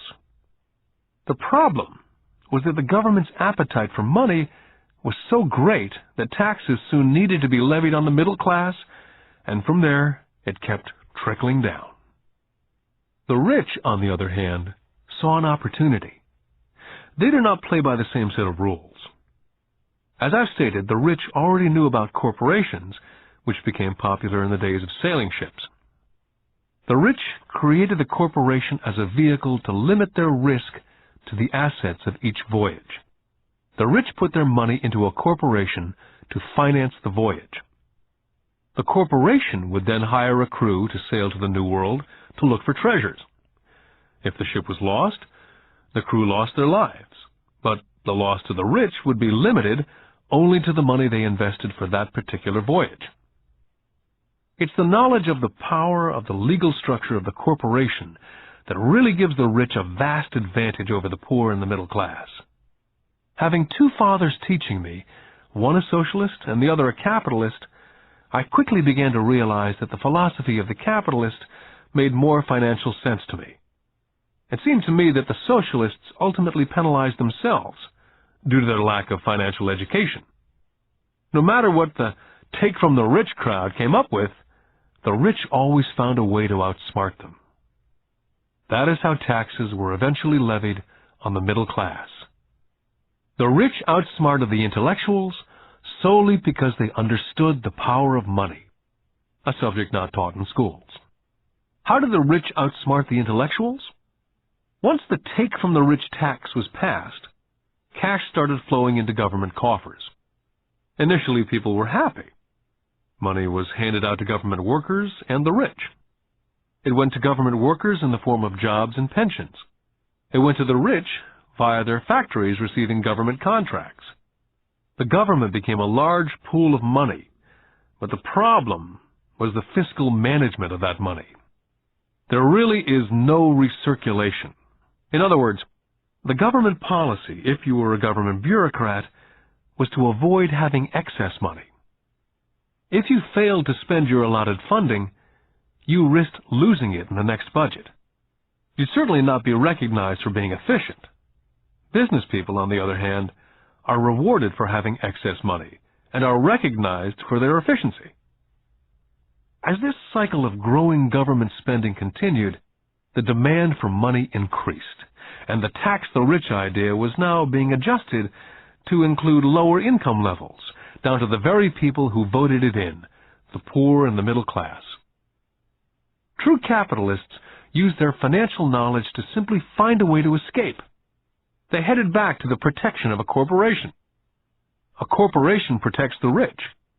But what many people who've never formed a corporation do not know is that a corporation is not really a thing. A corporation is merely a file folder with some legal documents in it, sitting in some attorney's office registered with a state government agency. It's not a big building with the name of the corporation on it. It's not a factory or a group of people. A corporation is merely a legal document that creates a legal body without a soul. The wealth of the rich was once again protected.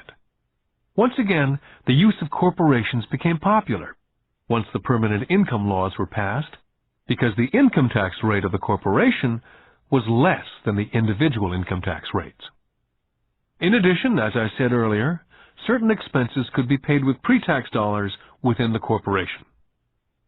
This war between the haves and the have-nots has been going on for hundreds of years. It's the take from the rich crowd versus the rich. The battle is waged whenever and wherever laws are made. The battle will go on forever. The problem is, the people who lose are the uninformed, the ones who get up every day and diligently go to work and pay taxes. If they only understood the way the rich play the game, they could play it too. Then they would be on their way to their own financial independence. This is why I cringe every time I hear a parent advise their children to go to school so they can find a safe, secure job. An employee with a safe, secure job without financial aptitude has no escape. Average Americans today work 5 to 6 months for the government before they make enough to cover their taxes. In my opinion, that is a long time. The harder you work, the more you pay the government. That's why I believe that the idea of take from the rich backfired on the very people who voted it in. Every time people try to punish the rich don't simply comply, they react. They have the money, power, and intent to change things. They do not just sit there and voluntarily pay more taxes. They search for ways to minimize their tax burden. They hire smart attorneys and accountants and persuade politicians to change laws or create legal loopholes. They have the resources to effect change. The poor and the middle class do not have the same resources. They sit there and let the government's needles enter their arm and allow the blood donation to begin. Today, I'm constantly shocked at the number of people who pay more taxes or take fewer deductions simply because they are afraid of the government. And I do know how frightening and intimidating a government tax agent can be. I have had friends who have had their businesses shut down and destroyed only to find out it was a mistake on the part of the government. I realize all that. But the price of working from January to mid-May is a high price to pay for that intimidation. My poor dad never fought back. My rich dad didn't either. He just played the game smarter, and he did it through corporations, the biggest secret of the rich. My highly educated dad always encouraged me to seek a good job with a strong corporation. He spoke of the virtues of working your way up the corporate ladder. He didn't understand that by relying solely on a paycheck from a corporate employer, I would be a docile cow ready for milking. When I told my rich dad of my father's advice, he only chuckled. "Why not own the ladder?" was all he said. As a young boy, I didn't understand what Rich Dad meant by owning my own corporation. It was an idea that seemed impossible and intimidating. Although I was excited by the idea, my youth would not let me envision the possibility that grown-ups would someday work for a company I would own. The point is, if not for my rich dad, I would have probably followed my educated dad's advice. It was merely the occasional reminder of my rich dad that kept the idea of owning my own corporation alive and kept me on a different path. By the time I was 15 or 16, I knew I was not going to continue down the path my educated dad was recommending. I did not know how I was going to do it, but I was determined not to head in the direction most of my classmates were heading. That decision changed my life. It was not until I was in my mid-20s that my rich dad's advice began to make more sense. I was just out of the Marine Corps and working for Xerox. I was making a lot of money, but every time I looked at my paycheck, I was always disappointed. The deductions were so large, and the more I worked, the greater the deductions. As I became more successful, my bosses talked about promotions and raises. It was flattering, but I could hear my rich dad asking me in my ear, "Who are you working for? Who are you making rich?" In 1974, while still an employee for Xerox, I formed my first corporation and began minding my own business. There were already a few assets in my asset column, but now I was determined to focus on making it bigger. Those paychecks with all the deductions made all the years of my rich dad's advice make total sense. I could see the future if I followed my educated dad's advice. Many employers feel that advising their workers to mind their own business is bad for business. I'm sure it can be for certain individuals, but for me, focusing on my own business, developing assets, made me a better employee. I now had a purpose.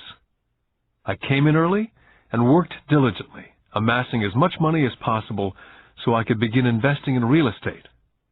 Hawaii was just set to boom, and there were fortunes to be made.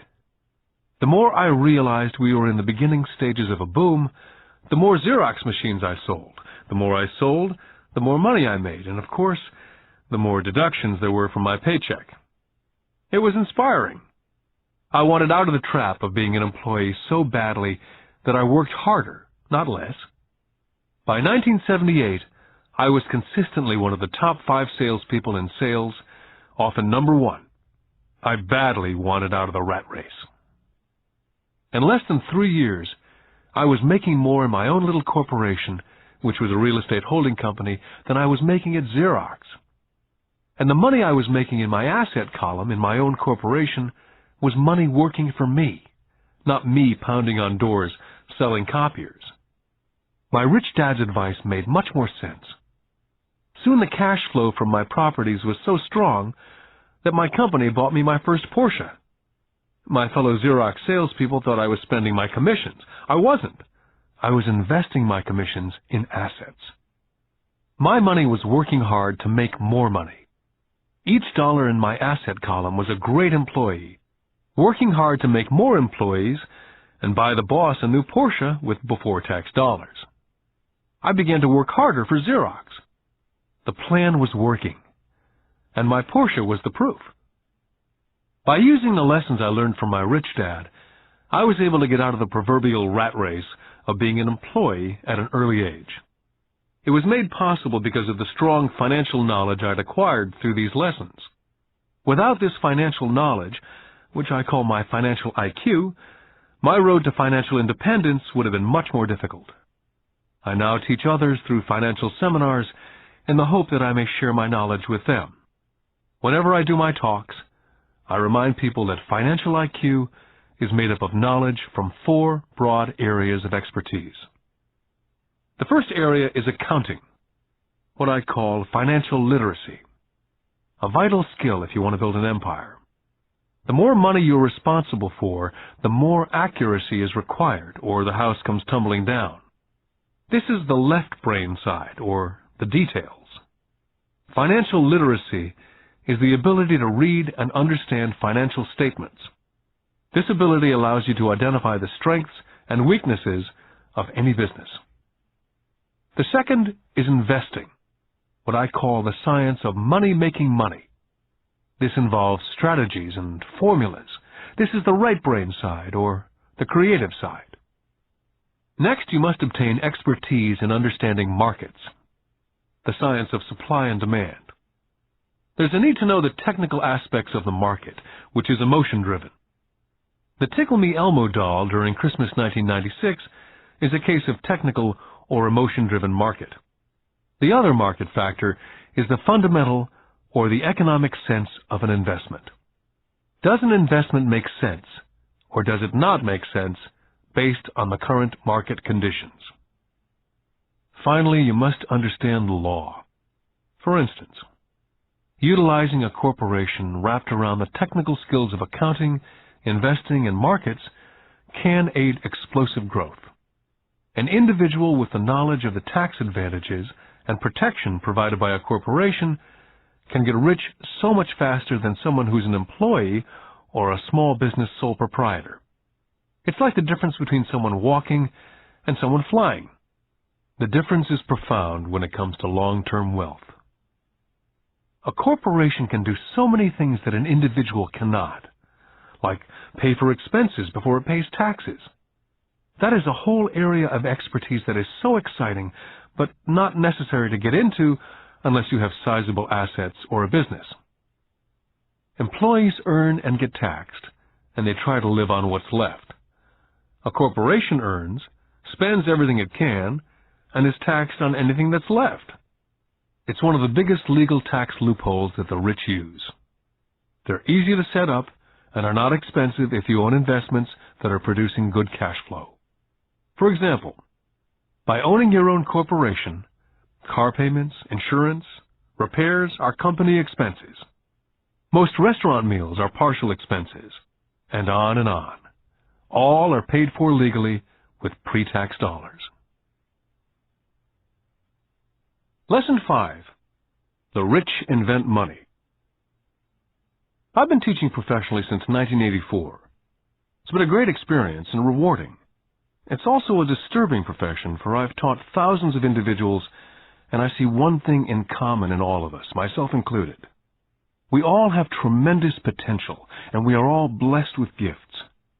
Yet the one thing that holds all of us back is some degree of self-doubt. It's not so much the lack of technical information that holds us back, but more the lack of self-confidence. Some are more affected than others. Once we leave school, most of us know that it's not as much a matter of college degrees or good grades that count. In the real world, outside of academics, something more than just grades is required. I've heard it called guts, chutzpah, balls, audacity, bravado, cunning, daring, tenacity, and brilliance. This factor, whatever it's labeled, ultimately decides one's future much more than school grades. Inside each of us is one of these brave, brilliant, and daring characters. There's also the flip side of that character. People who could get down on their knees and beg if necessary. After a year in Vietnam as a Marine Corps pilot, I intimately got to know both of those characters inside of me. One is not better than the other. Yet as a teacher, I recognized that it was excessive fear and self-doubt that were the greatest detractors of personal genius. It broke my heart to see students know the answers, yet lack the courage to act on the answer. Often in the real world, it's not the smart that get ahead, but the bold. In my personal experience, your financial genius requires both technical knowledge as well as courage. If fear is too strong, the genius is suppressed. In my classes, I strongly urge students to learn to take risks, to be bold, to let their genius convert that fear into power and brilliance. It works for some and just terrifies others. I've come to realize that for most people, when it comes to the subject of money, they would rather play it safe. I've had to field questions such as, why take risks? Why should I bother developing my financial IQ? Why should I become financially literate? And I answer, just to have more options. There are huge changes up ahead. There will be 100 people like Bill Gates and hugely successful companies like Microsoft created every year, all over the world. And there also will be many more bankruptcies, layoffs, and downsizing. So why bother developing your financial IQ? Because if you do, you will prosper greatly. And if you don't, this period of time will be a frightening one. Land was wealth 300 years ago. So the person who owned the land owned the wealth. Then it was factories and production. And America rose to dominance. The industrialist owned the wealth. Today, it's information. And the person who has the most timely information owns the wealth. The problem is, information flies all around the world at the speed of light. The new wealth cannot be contained by boundaries and borders as lands and factories were. The changes will be faster and more dramatic. There will be a dramatic increase in the number of new multimillionaires. There also will be those who are left behind. Today I find so many people struggling, often working harder, simply because they cling to old ideas. They want things to be the way they were. They resist change. I know people who are losing their jobs or their houses, and they blame technology or the economy or their boss. Sadly, they fail to realize that they might be the problem. Old ideas are their biggest liability. It's a liability simply because they fail to realize that while that idea or way of doing something was an asset yesterday, yesterday is gone. One afternoon I was teaching investing using a game I'd invented, cash flow, as a teaching tool. A friend had brought someone along to attend the class. This friend of a friend was recently divorced, had been badly burned in the divorce settlement, and was now searching for some answers. Her friend thought the class might help. The game was designed to help people learn how money works. In playing the game, they learn about the interaction of the income statement with the balance sheet. They learn how cash flows between the two, and how the road to wealth is through striving to increase your monthly cash flow from the asset column to the point that it exceeds your monthly expenses. Once you accomplish this, you're able to get out of the rat race and onto the fast track. As I've said, some people hate the game, some love it, and others miss the point. This woman missed a valuable opportunity to learn something. In the opening round, she drew a doodad card with the boat on it. At first she was happy. "Oh, I've got the boat." Then, as her friend tried to explain how the numbers worked on her income statement and balance sheet, she got frustrated because she had never liked math. The rest of her table waited while her friend continued explaining the relationship between the income statement, balance sheet, and monthly cash flow. Suddenly, when she realized how the numbers worked, it dawned on her that her boat was eating her alive. Later on in the game, she was also downsized and had a child. It was a horrible game for her. After the class, her friend came by and told me that she was upset. She'd come to the class to learn about investing and did not like the idea that it took so long to play a silly game. Her friend attempted to tell her to look within herself, to see if it reflected on herself in any way.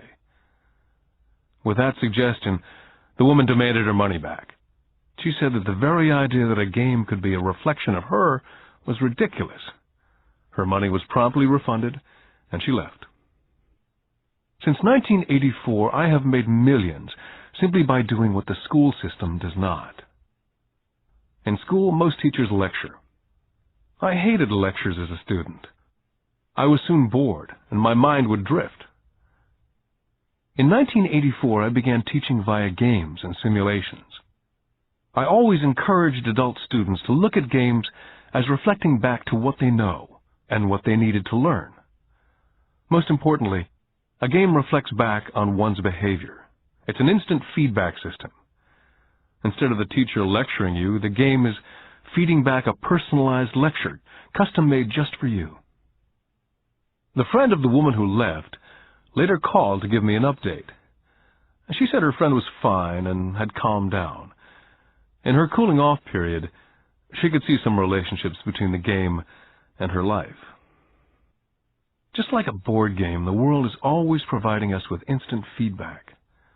We could learn a lot if we tuned in more. One day, not long ago, I complained to my wife that the cleaners must have shrunk my pants.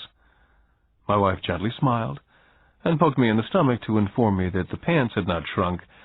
Something else had expanded. Me.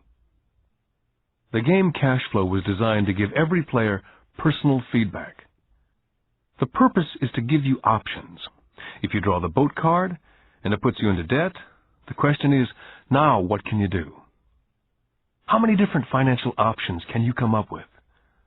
That's the purpose of the game. To teach players to think and create new and various financial options. I've watched this game played by more than 1,000 people. The people who get out of the rat race in the game the quickest are the people who understand numbers and have creative financial minds. They recognize different financial options. People who take the longest are people who aren't familiar with numbers and often do not understand the power of investing. Rich people are often creative and take calculated risks. There have been people playing cash flow who gain lots of money in the game, but they don't know what to do with it. Most of them have not been financially successful in real life either. Everyone else seems to be getting ahead of them, even though they have money. And that's true in real life. There are a lot of people who have a lot of money and do not get ahead financially. Limiting your options is the same as hanging on to old ideas. I have a friend from high school who now works at 3 jobs. 20 years ago, he was the richest of all my classmates. When the local sugar plantation closed, the company he worked for went down with the plantation. In his mind, he had but one option, and that was the old option: work hard.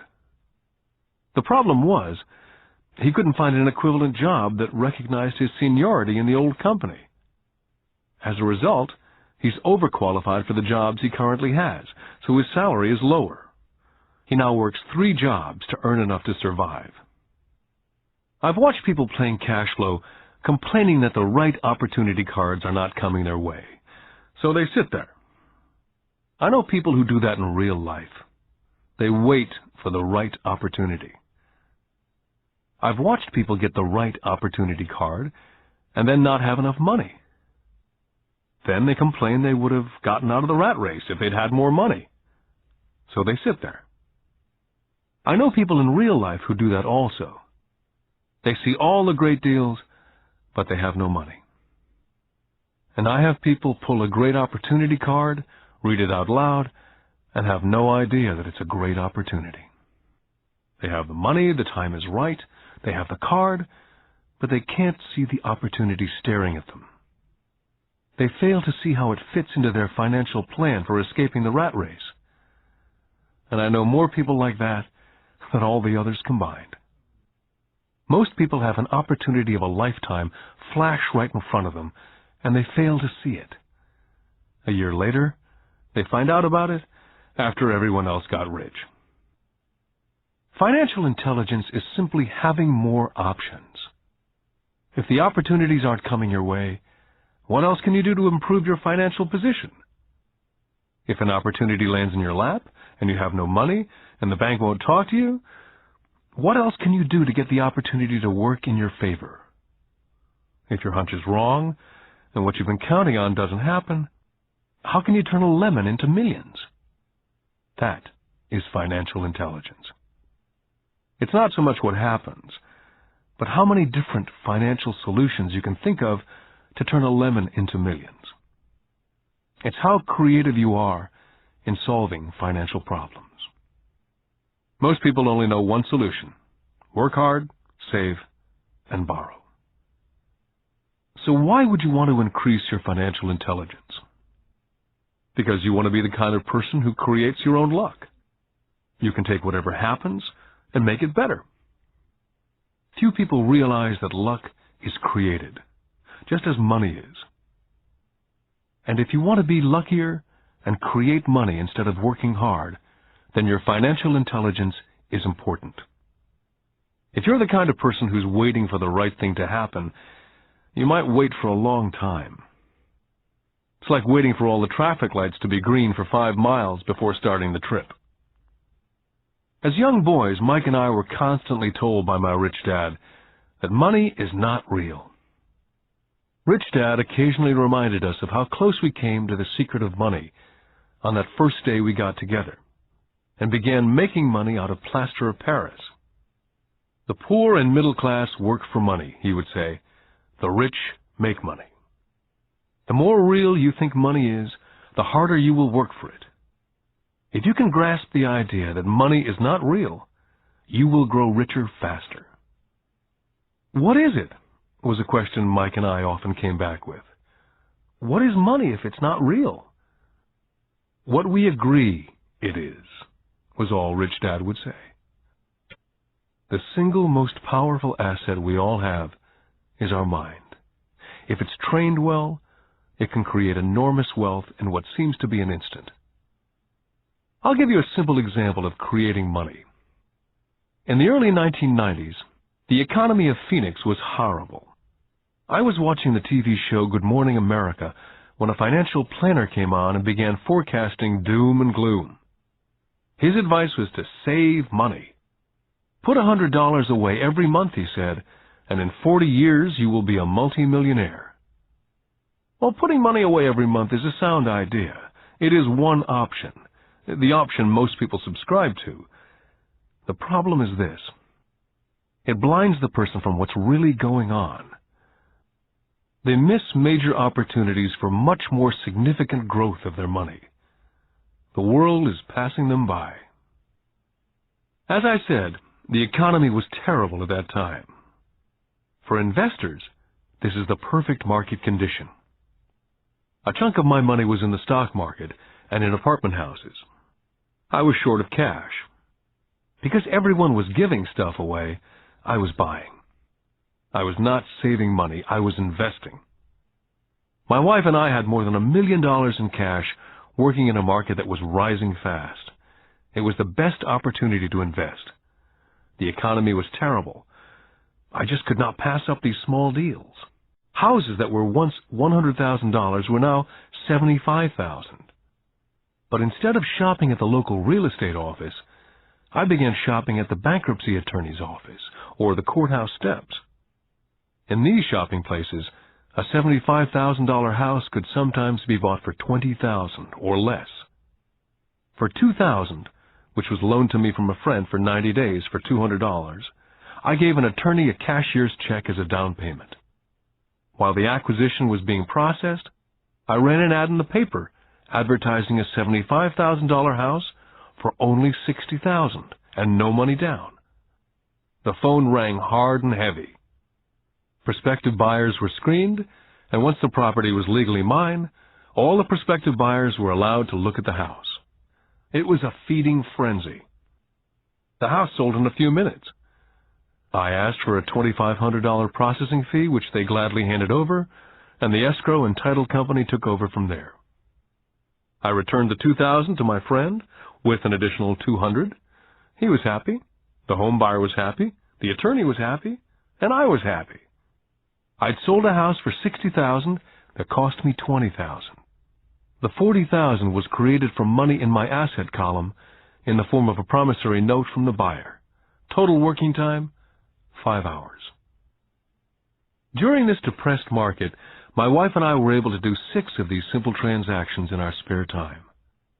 While the bulk of our money was in larger properties in the stock market, we were able to create more than $190,000 in assets, notes at 10% interest, in those 6 buy, create, and sell transactions.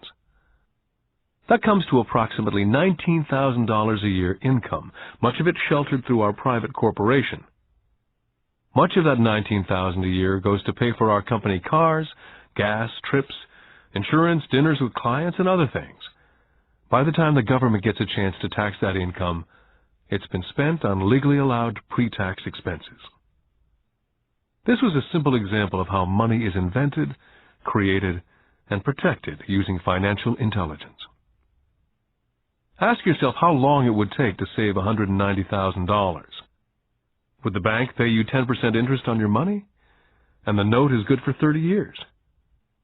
I hope they never pay me the $190,000. I have to pay a tax if they pay me the principal. And besides, $19,000 paid over 30 years is a little over $500,000 in income. The math is simple. You don't need algebra or calculus. I don't write much because the escrow company handles the legal transaction and the servicing of the payments. I have no roofs to fix or toilets to unplug because the owners do that. It's their house. Occasionally someone does not pay, and that's wonderful because there are late fees, or they move out and the property is sold again. The court system handles that. And it may not work in your area. The market conditions may be different, but the example illustrates how a simple financial process can create hundreds of thousands of dollars with little money and low risk. It's an example of money being only an agreement. Anyone with a high school education can do it. Yet most people won't. Most people listen to the standard advice of work hard and save money. For about 30 hours of work, approximately $190,000 was created in the asset column, and no taxes were paid. Now you may understand why I silently shake my head when I hear parents say, "My child is doing well in school and receiving a good education." It may be good, but is it adequate? I know the above investment strategy is a small one. It's used to illustrate how small can grow into big. My success reflects the importance of a strong financial foundation, which starts with strong financial education. Financial intelligence is made up of these 4 main technical skills. Number 1, financial literacy, the ability to read numbers. Number 2, investment strategies, the science of making money. Number 3, the market, supply and demand. Alexander Graham Bell gave the market what it wanted, and AT&T was born. So did Bill Gates. A $75,000 house offered for $60,000 that cost $20,000 was also the result of seizing an opportunity created by the market. Somebody was buying and someone was selling. Number 4, the law. The awareness of accounting, corporate, state, and national rules and regulations. I recommend playing within the rules. It's this basic foundation, or the combination of these skills, that's needed to be successful in the pursuit of wealth. Whether it be through the buying of small homes, large apartments, companies, stocks, bonds, mutual funds, precious metals, baseball cards, or the like. Personally, I use 2 main vehicles to achieve financial growth: real estate and small stocks. I use real estate as my foundation.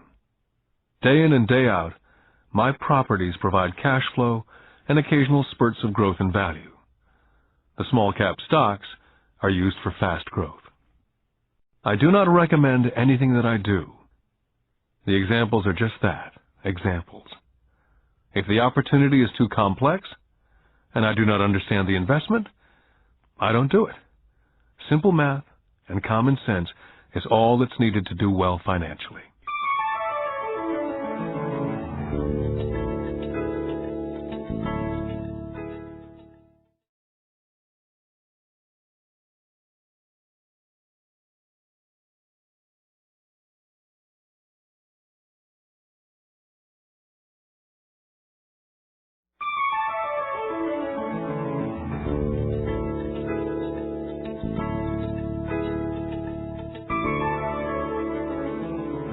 Lesson 6. Work to learn. Don't work for money. In 1995, I granted an interview with a newspaper in Singapore. The young female reporter was on time, and the interview got underway immediately. We sat in the lobby of a luxurious hotel, sipping coffee and discussing the purpose of my visit to Singapore. I was to share the platform with Zig Ziglar. He was speaking on motivation, and I was speaking on the secrets of the rich. "Someday I'd like to be a best-selling author like you," she said. I'd seen some of the articles she'd written for the paper, and I was impressed. She had a tough, clear style of writing. Her articles held a reader's interest. "You have a great style," I said in reply. "What holds you back from achieving your dream?" "My work doesn't seem to go anywhere," she said quietly. "Everyone says that my novels are excellent, but nothing happens. So I keep my job with the paper. At least it pays the bills." "Do you have any suggestions?" "Yes, I do," I said brightly. "A friend of mine here in Singapore runs a school that trains people to sell. He runs sales training courses for many of the top corporations here in Singapore. And I think attending one of his courses would greatly enhance your career." She stiffened. "Are you saying that I should go to school to learn to sell?" I nodded. "I have a master's degree in English literature. Why would I go to school to learn to be a salesperson? I'm a professional. She was now packing her briefcase forcibly. The interview was over. On the coffee table sat a copy of my first book. I picked it up as well as the notes that she jotted down in her legal pad. "Do you see this?" I said, pointing to her notes. She looked down at her notes. "What?" she said, confused. Again, I pointed deliberately to her notes. On her pad, she'd written, "Robert Kiyosaki, best-selling author." It says best-selling author, not best-writing author. Her eyes widened immediately. "I'm a terrible writer. You're a great writer. I went to sales school. You have a master's degree. Put them together and you get a best-selling author and a best-writing author." Anger flared from her eyes. "I'll never stoop so low as to learn how to sell. People like you have no business writing. I'm a professionally trained writer, and you're a salesman. It's not fair." The rest of her notes were put away, and she hurried out through the large glass doors into the humid Singapore morning. At least she gave me a fair and favorable write-up the next morning. The world is filled with smart, talented, educated, and gifted people. We meet them every day. They're all around us. I'm constantly shocked at how little talented people earn. I heard the other day that less than 5% of Americans earn more than $100,000 a year. I've met brilliant, highly educated people who earn less than $20,000 a year. A business consultant who specializes in the medical trade was telling me how many doctors, dentists, and chiropractors struggle financially. All this time, I thought that when they graduated, the dollars would pour in. It was this business consultant who gave me the phrase, "They are one skill away from great wealth." What this phrase means is that most people need only to learn and master one more skill, and their income would jump exponentially. I have mentioned before that financial intelligence is a synergy of accounting, investing, marketing, and law. Combine these 4 technical skills, and making money with money is easier. When it comes to money, the only skill most people know is to work hard. The classic example of a synergy of skills was that young writer for the newspaper. If she diligently learned the skills of sales and marketing, her income would jump dramatically. If I were her, I would take some courses in advertising copywriting as well as sales. Then instead of working at the newspaper, I would seek a job at an advertising agency. Even if it were a cut in pay, she'd learn how to communicate in shortcuts that are used in successful advertising. She also would spend time learning public relations, an important skill. She would learn how to get millions in free publicity. Then at night and on weekends, she could be writing her great novel. When it was finished, she'd be better able to sell her book. Then in a short while, she could be a best-selling author. When I graduated from the U.S. Merchant Marine Academy in 1969, my educated dad was happy. Standard Oil of California had hired me for its oil tanker fleet. I was a third mate, and the pay was low compared with my classmates, but it was okay for a first real job after college. My starting pay was about $42,000 a year, including overtime, and I only had to work for 7 months. I had 5 months of vacation. If I'd wanted to, I could have taken the run to Vietnam with a subsidiary shipping company and easily doubled my pay instead of taking the 5 months vacation. I had a great career ahead of me, yet I resigned after 6 months with the company and joined the Marine Corps to learn how to fly. My educated dad was devastated. Rich Dad congratulated me. In school and in the workplace, the popular opinion is the idea of specialization. That is, in order to make more money or get promoted, you need to specialize.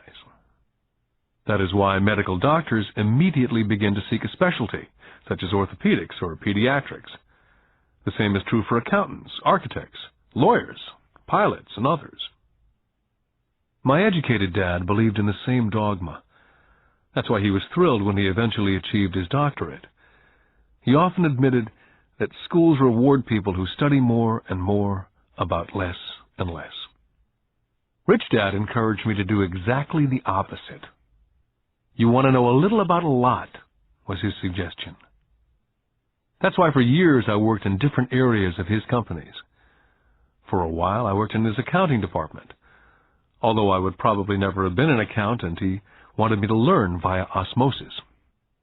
Rich Dad knew I would pick up jargon and a sense of what's important and what's not.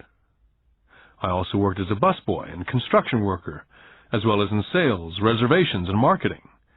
He was grooming Mike and me. That's why he insisted we sit in on the meetings with his bankers, lawyers, accountants, and brokers. He wanted us to know a little about every aspect of his empire.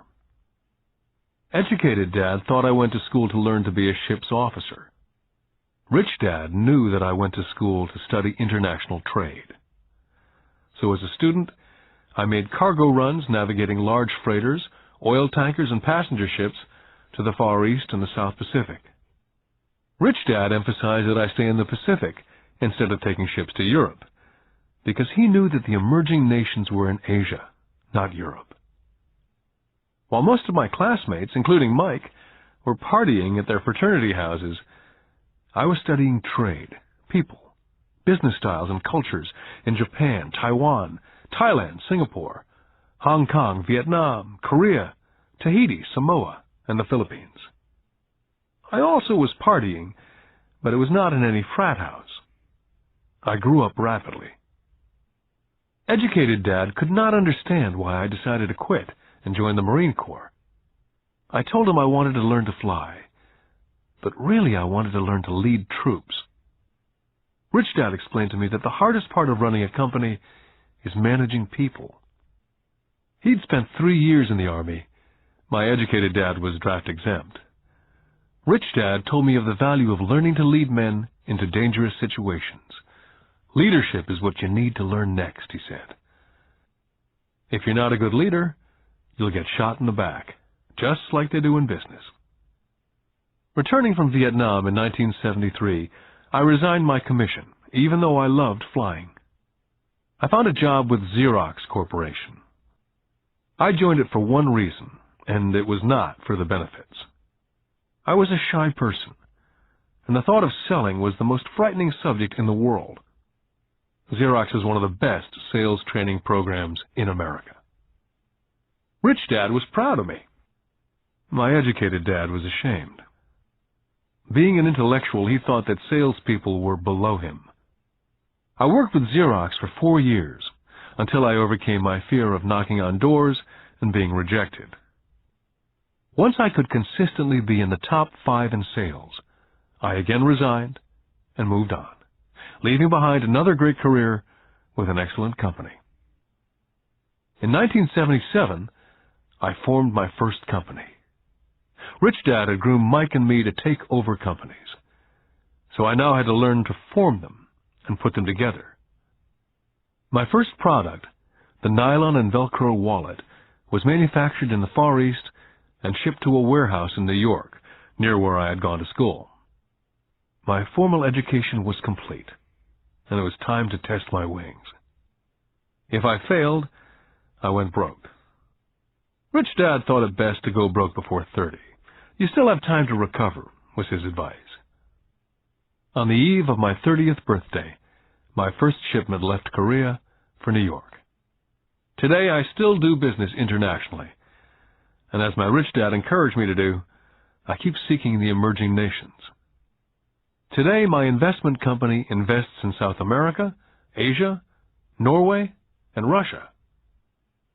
There's an old cliché that goes, JOB is an acronym for just over broke. And unfortunately, I would say that the saying applies to millions of people.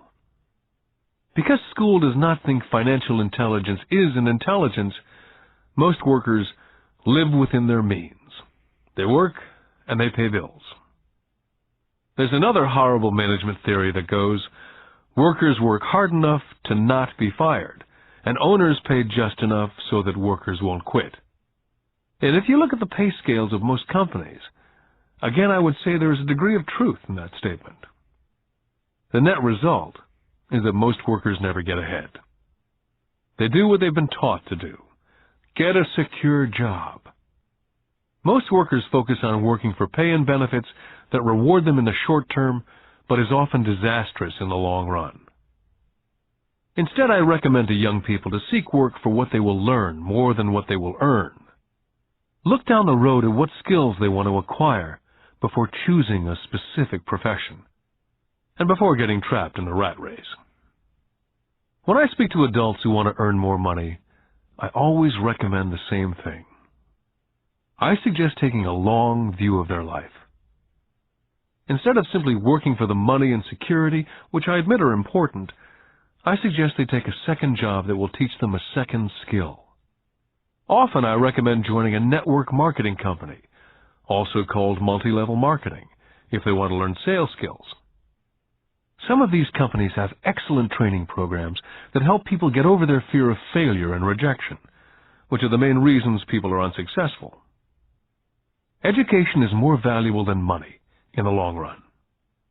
When I ask the classes I teach, how many of you can cook a better hamburger than McDonald's? Almost all of the students raise their hands.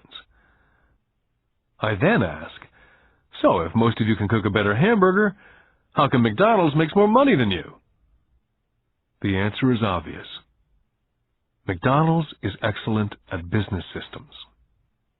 The reason so many talented people are poor is because they focus on building a better hamburger and know little to nothing about business systems. A friend of mine in Hawaii is a great artist. He makes a sizable amount of money. One day his mother's attorney called to tell him that she had left him $35,000. That is what was left of her estate after the attorney and the government took their shares. Immediately he saw an opportunity to increase his business by using some of this money to advertise. 2 months later, his first 4-color full-page ad appeared in an expensive magazine that targeted the very rich. The ad ran for 3 months. He received no replies from the ad, and all of his inheritance is now gone. He now wants to sue the magazine for misrepresentation. This is a common case of someone who can build a beautiful hamburger but knows little about business. When I asked him what he'd learned, his only reply was that advertising salespeople are crooks. I then asked him if he'd be willing to take a course in sales and a course in direct marketing. His reply, I don't have the time, and I don't want to waste my money. The world is filled with talented poor people. All too often they're poor or struggle financially or earn less than they're capable of, not because of what they know, but because of what they do not know. They focus on perfecting their skills at building a better hamburger rather than the skills of selling and delivering the hamburger. Maybe McDonald's does not make the best hamburger, but they are the best at selling and delivering a basic average burger. Poor Dad wanted me to specialize. That was his view on how to be paid more. Rich Dad advised that Mike and I groom ourselves. Many corporations do the same thing. They find a young, bright student out of business school and begin grooming that person to someday take over the company. So these bright young employees do not specialize in one department. They're moved from department to department to learn all the aspects of business systems. The rich often groom their children or the children of others. By doing so, their children gain an overall knowledge of the operations of the business and how the various departments interrelate.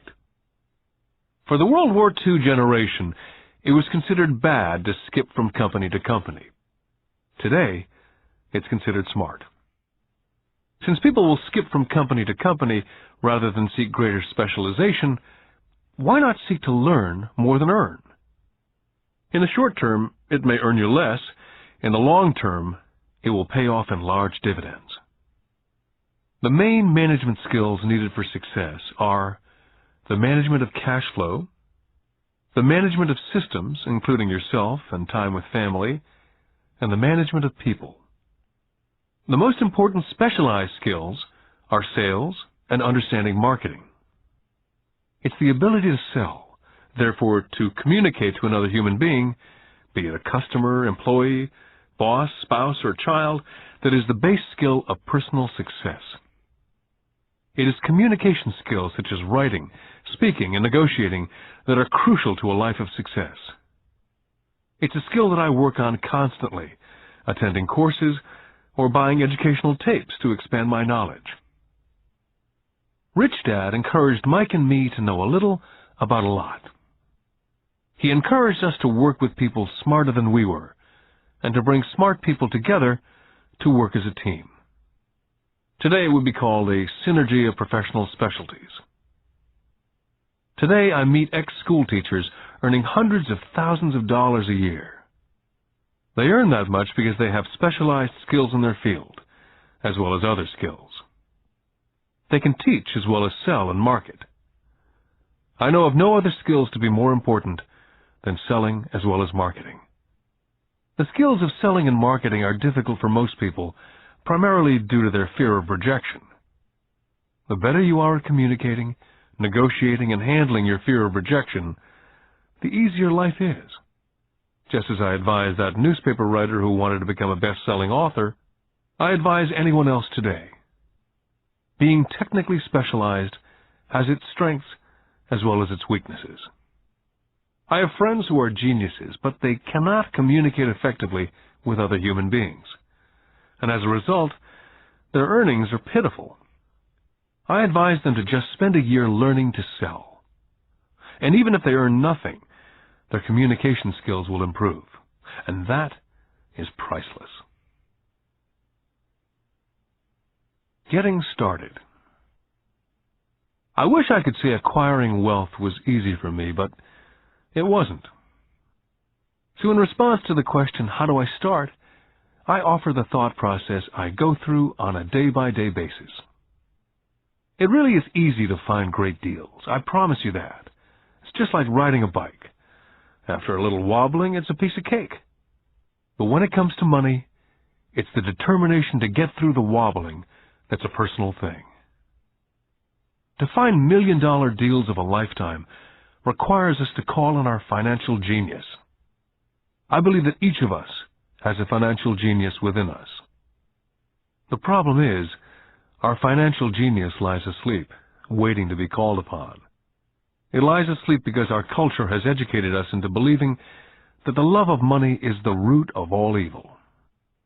It's encouraged us to learn a profession so we can work for money, but failed to teach us how to have money work for us. It taught us not to worry about our financial future. Our company or the government would take care of us when our working days are over. However, it's our children, educated in the same school system, who will end up paying for it. The message is still to work hard, earn money, and spend it. And when we run short, we can always borrow more. Unfortunately, 90% of the Western world subscribes to the above dogma simply because it's easier to find a job and work for money. If you're not one of the masses, I offer you the following 10 steps to awaken your financial genius. I simply offer you the steps I have personally followed. If you want to follow some of them, great. If you don't, make up your own. Your financial genius is smart enough to develop its own list. Step number 1. I need a reason greater than reality. If you ask most people if they would like to be rich or financially free, they would say yes. But then reality sets in. The road seems too long with too many hills to climb. It's easier just to work for money and hand the excess over to your broker. A reason or a purpose is a combination of wants and don't wants. When people ask me what my reason for wanting to be rich is, it's a combination of deep emotional wants and don't wants. I will list a few. First, the don't wants, for they create the wants. I don't want to work all my life. I don't want what my parents aspired for, which was job security and a house in the suburbs. I don't like being an employee. Now the wants. I want to be free to travel the world and live in a lifestyle I love. I want to be young when I do this. I want to simply be free. I want control over my time and my life. I want money to work for me. Those are deep-seated emotional reasons. What are yours? As I said, I wish I could say it was easy. It wasn't. But it wasn't hard either. But without a strong reason or purpose, anything in life is hard. Step number 2. I choose daily. The power of choice. That is the main reason people want to live in a free country. We want the power to choose. Financially, with every dollar we get in our hands, we hold the power to choose our future to be rich, poor, or middle class. Our spending habits reflect who we are. Poor people simply have poor spending habits. Most people choose not to be rich. For 90% of the population, being rich is too much of a hassle.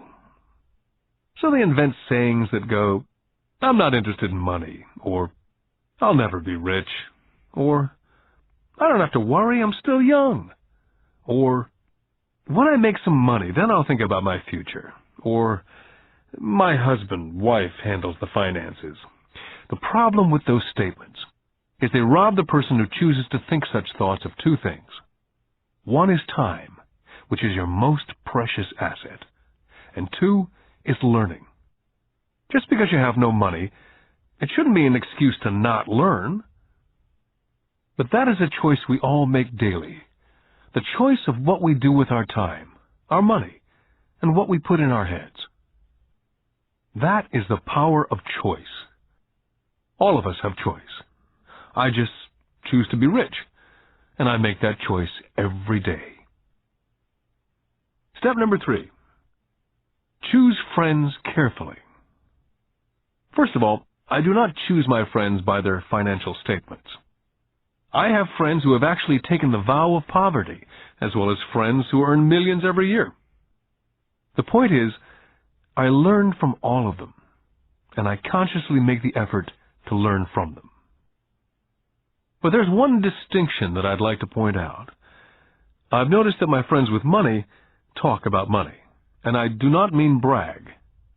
They're interested in the subject, so I learn from them and they learn from me.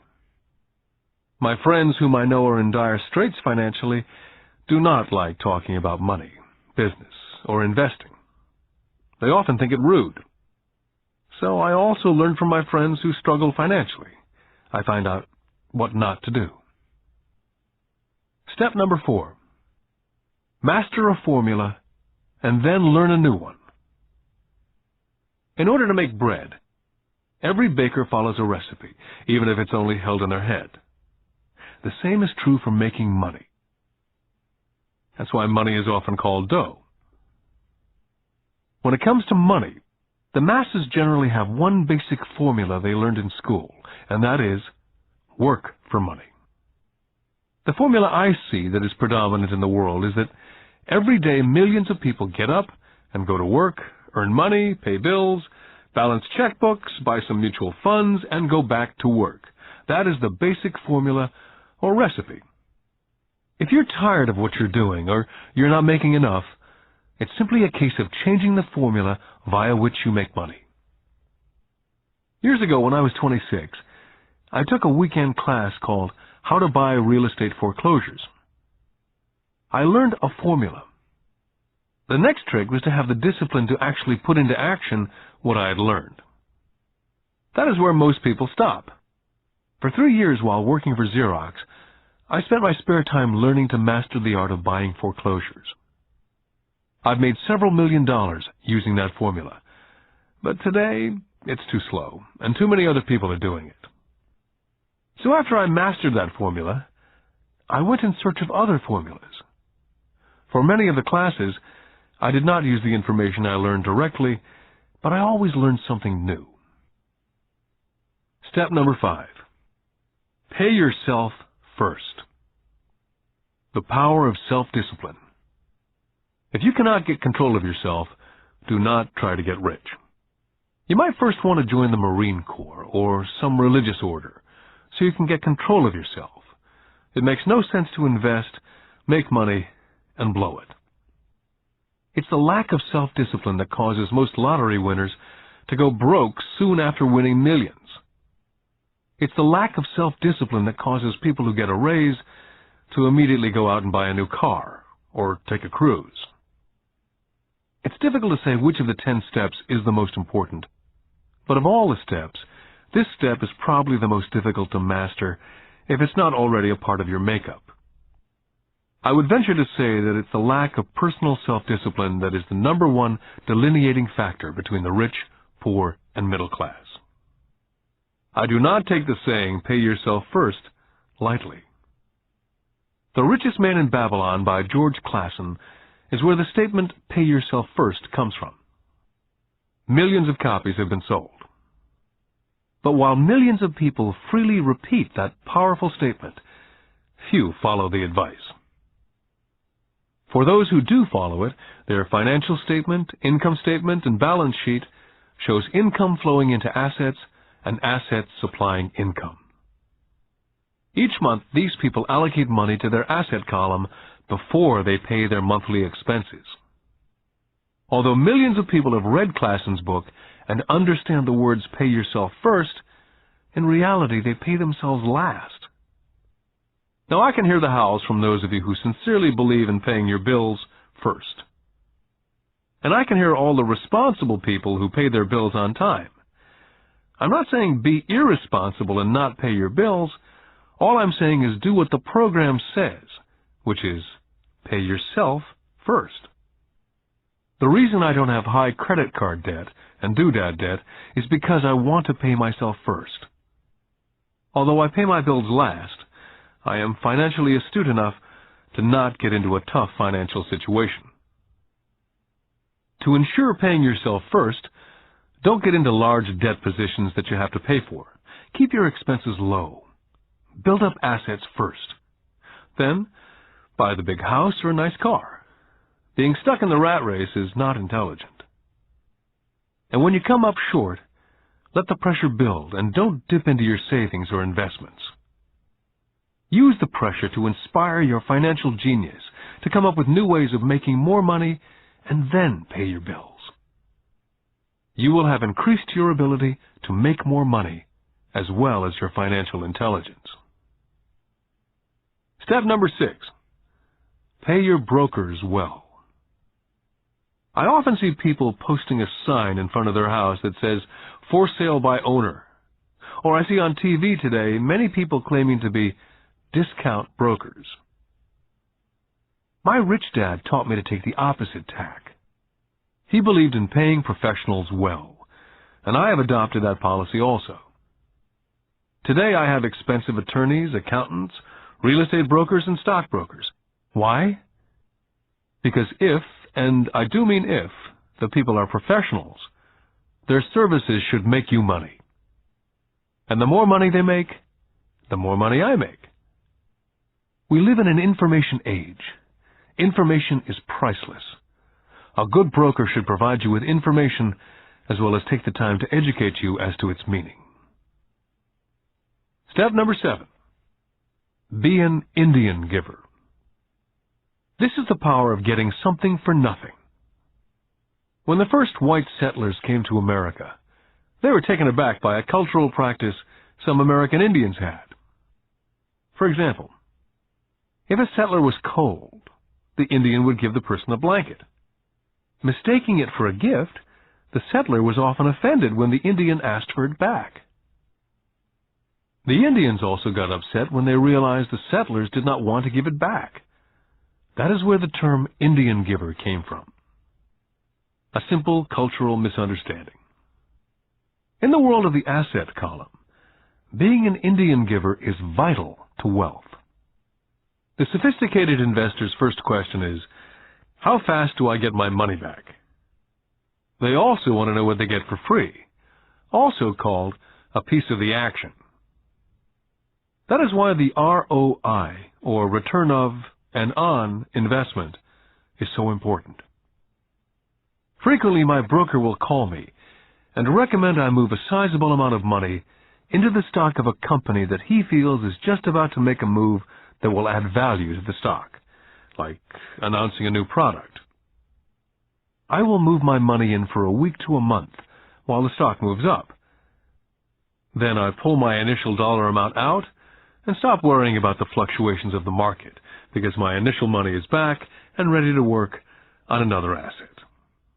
So my money goes in and then it comes out, and I own an asset that was technically free. Step number 8. Assets buy luxuries. As I said in the section, Pay Yourself First. If a person cannot master the power of self-discipline, it's best not to try to get rich. For while the process of developing cash flow from an asset column in theory is easy, it's the mental fortitude of directing money that's hard. Due to external temptations, it's much easier in today's consumer world to simply blow it out of the expense column. Because of weak mental fortitude, that money flows into the paths of least resistance. That is the cause of poverty and financial struggle. I love my luxuries as much as anyone else. The difference is, some people buy their luxuries on credit. It's the keep up with the Joneses trap. I use the income from my assets to buy my luxuries. When I wanted to buy a Porsche, the easy road would have been to call my banker and get a loan. Instead of choosing to focus in the liability column, I chose to focus in the asset column. As a habit, I use my desire to consume to inspire and motivate my financial genius to invest. Too often today, we focus on borrowing money to get the things we want, instead of focusing on creating money. One is easier in the short term, but harder in the long term. It's a bad habit that we as individuals and as a nation have gotten into. Remember, the easy road often becomes hard, and the hard road often becomes easy.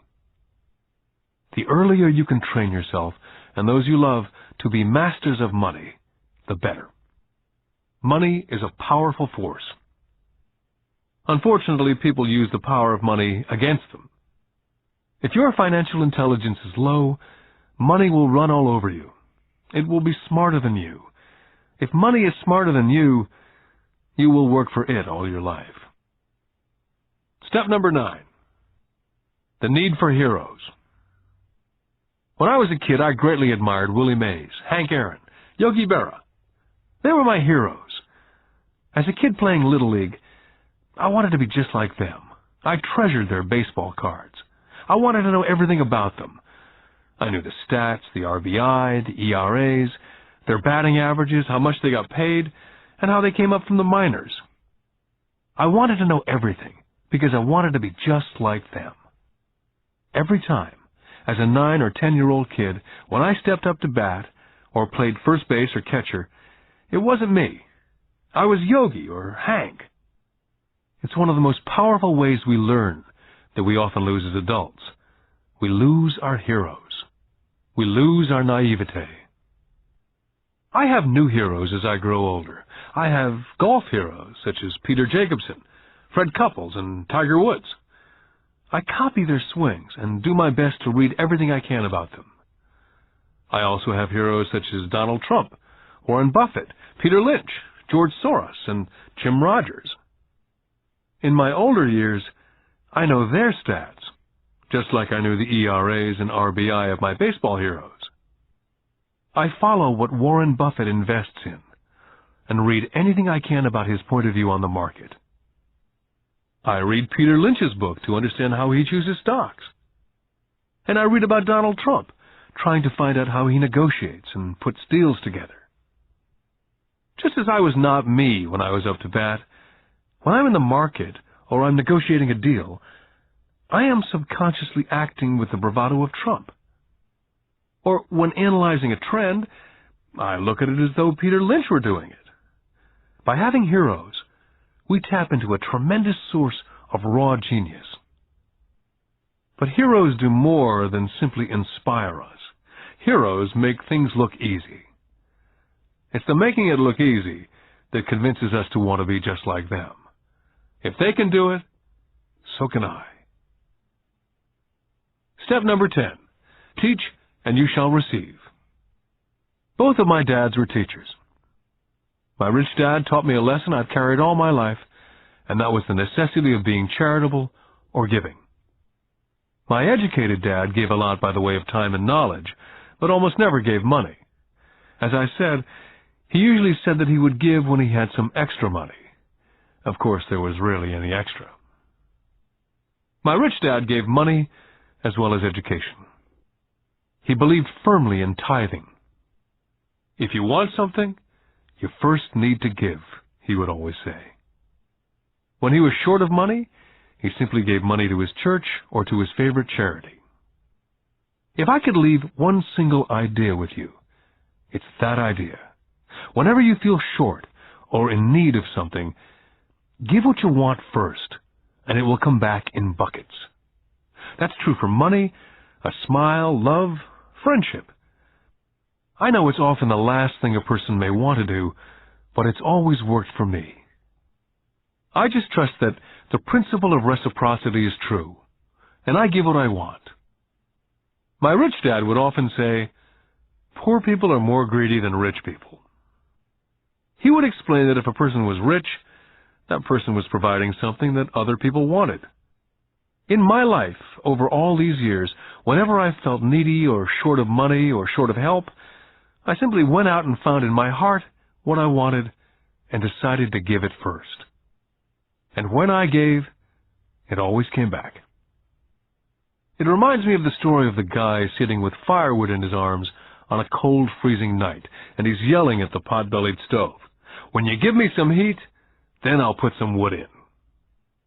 And when it comes to money, love, happiness, sales, and contacts, all one needs to remember is first to give what you want, and it will come back in droves. My poor dad taught teachers, and he became a master teacher. My rich dad always taught young people his way of doing business. In retrospect, it was their generosity with what they knew that made them smarter. There are powers in this world that are much smarter than we are.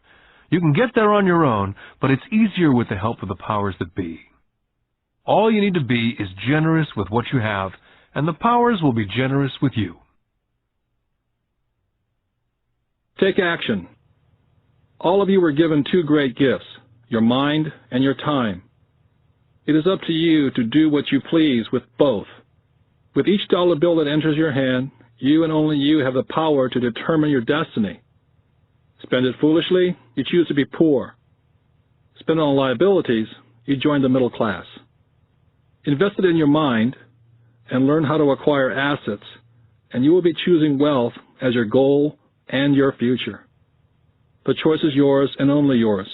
With every day, with every dollar, you decide to be rich, poor, or middle class. Choose to share this knowledge with your children, and you choose to prepare them for the world that awaits. No one else will.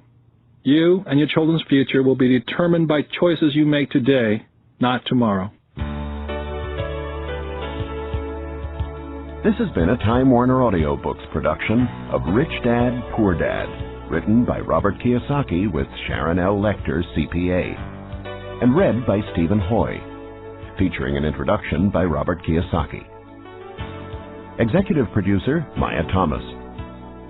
Produced and directed by John Brunette. Text abridged by John Whitman. Text edited by William Whittington. Production coordinated by Daniel Metcalf. Rich Dad, Poor Dad is also available in paperback from Warner Business Books.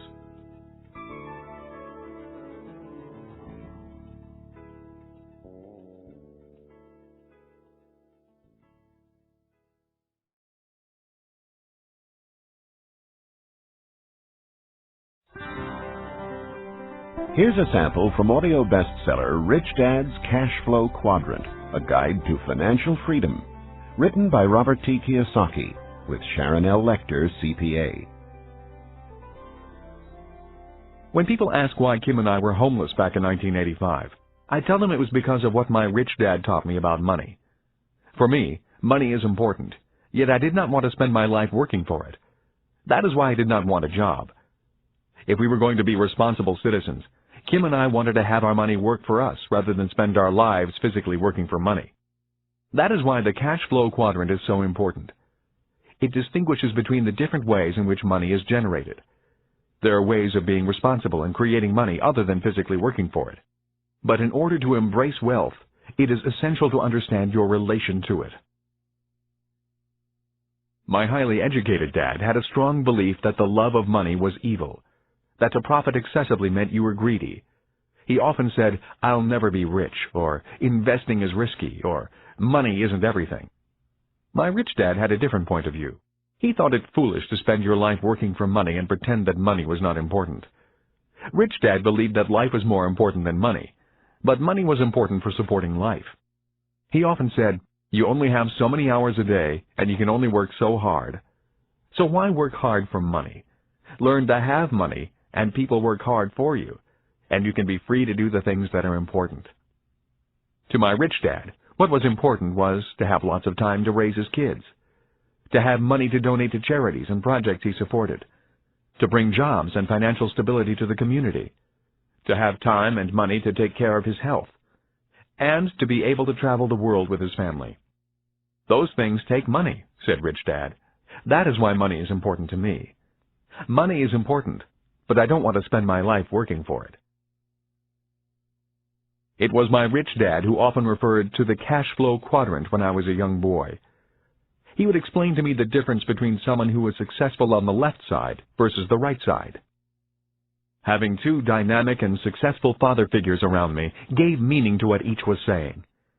But it was what they were doing that allowed me to begin to notice the differences between the ES side of the quadrant and the BI side. One painful lesson I experienced as a young boy was simply how much time one dad had available to spend with me versus the other. As the success and prominence of both dads grew, it was obvious that one dad had less and less time to spend with his wife and 4 children. My real dad was always on the road, at meetings, or dashing off to the airport for more meetings. The more successful he got, the fewer dinners we had together as a family. Weekends he spent at home in his crowded little office buried under paperwork. My rich dad, on the other hand, had more and more free time as his success grew. One of the reasons I learned so much about money, finance, business, and life was simply because my rich dad had more and more free time for his children and me. Rich Dad's Cash Flow Quadrant is also available in paperback from Warner Business Books. Here's a sample from audio bestseller Rich Dad's Guide to Investing: What the Rich Invest in That the Poor and Middle Class Do Not. Written by Robert T. Kiyosaki with Sharon L. Lecter, CPA. Investor lesson number 1. The choice. When it comes to money and investing, people have 3 fundamental reasons or choices for investing, Rich Dad said. They are to be secure, to be comfortable, or to be rich. Rich Dad went on to say, all 3 choices are important. The difference in one's life occurs when the choices are prioritized. He explained that most people make their money and investment choices in that exact order. In other words, their first choice when it comes to money decisions is security. Second is comfort, and third is to be rich. That is why most people make job security their highest priority. After they have a secure job or profession, then they focus on comfort. The last choice for most people is to be rich. Rich Dad said, most people dream of becoming rich, but it is not their first choice. He went on to say, only 3 out of 100 people in America are rich because of this priority of choices. For most people, if becoming rich disturbs their comfort or makes them feel insecure, they will forsake becoming rich. That is why so many people want that one hot investment tip. People who make security and comfort their first and second choices look for ways to get rich quick that are easy, risk-free, and comfortable. A few people do get rich on one lucky investment, but all too often, they lose it all again. I often hear people say, I'd rather be happy than rich. That comment has always sounded very strange to me, since I have been both rich and poor, and in both financial positions I have been both happy and unhappy. I wonder why people think they have to choose between happiness and being rich.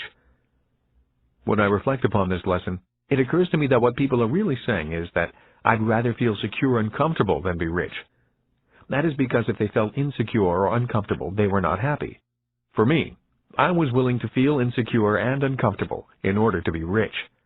I have been rich and poor as well as happy and unhappy. But I assure you that when I was poor and unhappy, I was much unhappier than when I was rich and unhappy. I have also never understood the statement, money does not make you happy. While there is some truth in it, I have always noticed that when I have money, I feel pretty good. The other day I found a $10 bill in my jeans pocket. Even though it was only $10, it felt great finding it. Receiving money has always felt better than receiving a bill for money I owe. At least that is my experience with money. I feel happy when it comes in and sad when it leaves me. That day, I put my priorities in this order. First, to be rich, then to be comfortable, and finally, to be secure. Rich Dad's Guide to Investing is also available in paperback from Warner Business Books.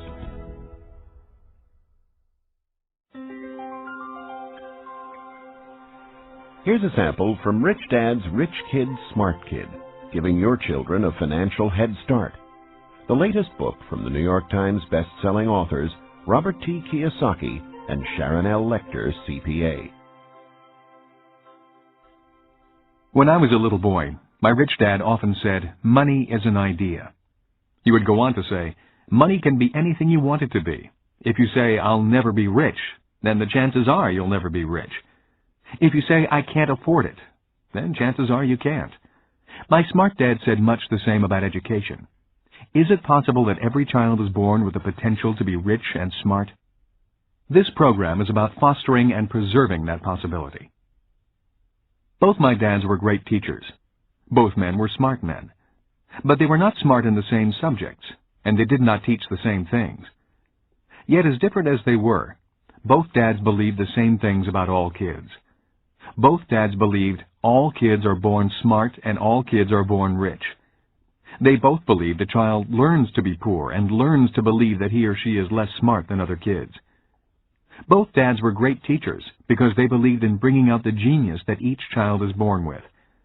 In other words, they did not believe in putting knowledge in. They believed in bringing the child's genius out. Both my dads were great teachers because they rarely tried to cram their ideas into my head. They often said very little, waiting instead for me to ask when I wanted to know something. Or they asked me questions, seeking to find out what I knew, rather than simply telling me what they knew. And not to forget the moms. My mom was a great teacher and role model also. She was my teacher for unconditional love, kindness, and the importance of caring for other people. I once heard that boys marry women just like their moms, and I would say that is true for me. My wife Kim is also an extremely kind and loving person. I did not know my best friend Mike's mom very well. Yet the times I was over at their home, Mike's mother was also very kind and attentive to what we were doing. Although a very private person, she was always interested in what Mike and I were learning at school and in the business. I could tell she was a great life partner for Mike's dad. Although I did not know her very well, I learned from her the importance of listening to others, letting others talk, and being respectful of the ideas of others, even if they clash with your ideas. She was a great communicator in a very quiet way. Lessons from my mom and dad. The number of single-parent families I see today concerns me. Having both a mom and a dad as teachers was important in my development. My dad would often say, true intelligence is knowing what is appropriate rather than what is simply right or wrong. As a 6-year-old boy, I learned from my mom that I needed to be kind and gentle. But when I found myself constantly confronted by bullies at school, I also learned that I could at times be too kind and gentle. I hated being called fatty and Dumbo. Consequently, after talking with my dad, I learned to be strong and to stand up for myself. But there had to be balance. My father told me that many people live in a black and white world or a right and wrong world. Many say, don't push back, and some say, push back. The key to being successful in life is, if you must push back, you need to know exactly how hard to push. When I got pushed or put down, I learned exactly how hard to push back. Knowing exactly how hard to push requires much more intelligence than simply saying, don't push back, or push back. My dad would often say, true intelligence is knowing what is appropriate rather than what is right or wrong. I think today we need to be more intelligent with our strengths and our weaknesses. It used to be when I was a kid and I got angry with another guy at school. We would begin to wrestle, get tired, and then the fight would be over. The worst that happened was an occasional torn shirt or bloody nose. Today, kids get angry, start thinking in the less intelligent right and wrong mode, break out their guns and shoot each other. We may be in the information age, and kids may be more worldly than their parents, but we can all learn to be more intelligent with our information and our emotions. We need to learn from both our mothers and fathers. Because of so much more information, we need to be that much more intelligent. Rich Dad's Rich Kid, Smart Kid is also available in paperback from Warner Business Books.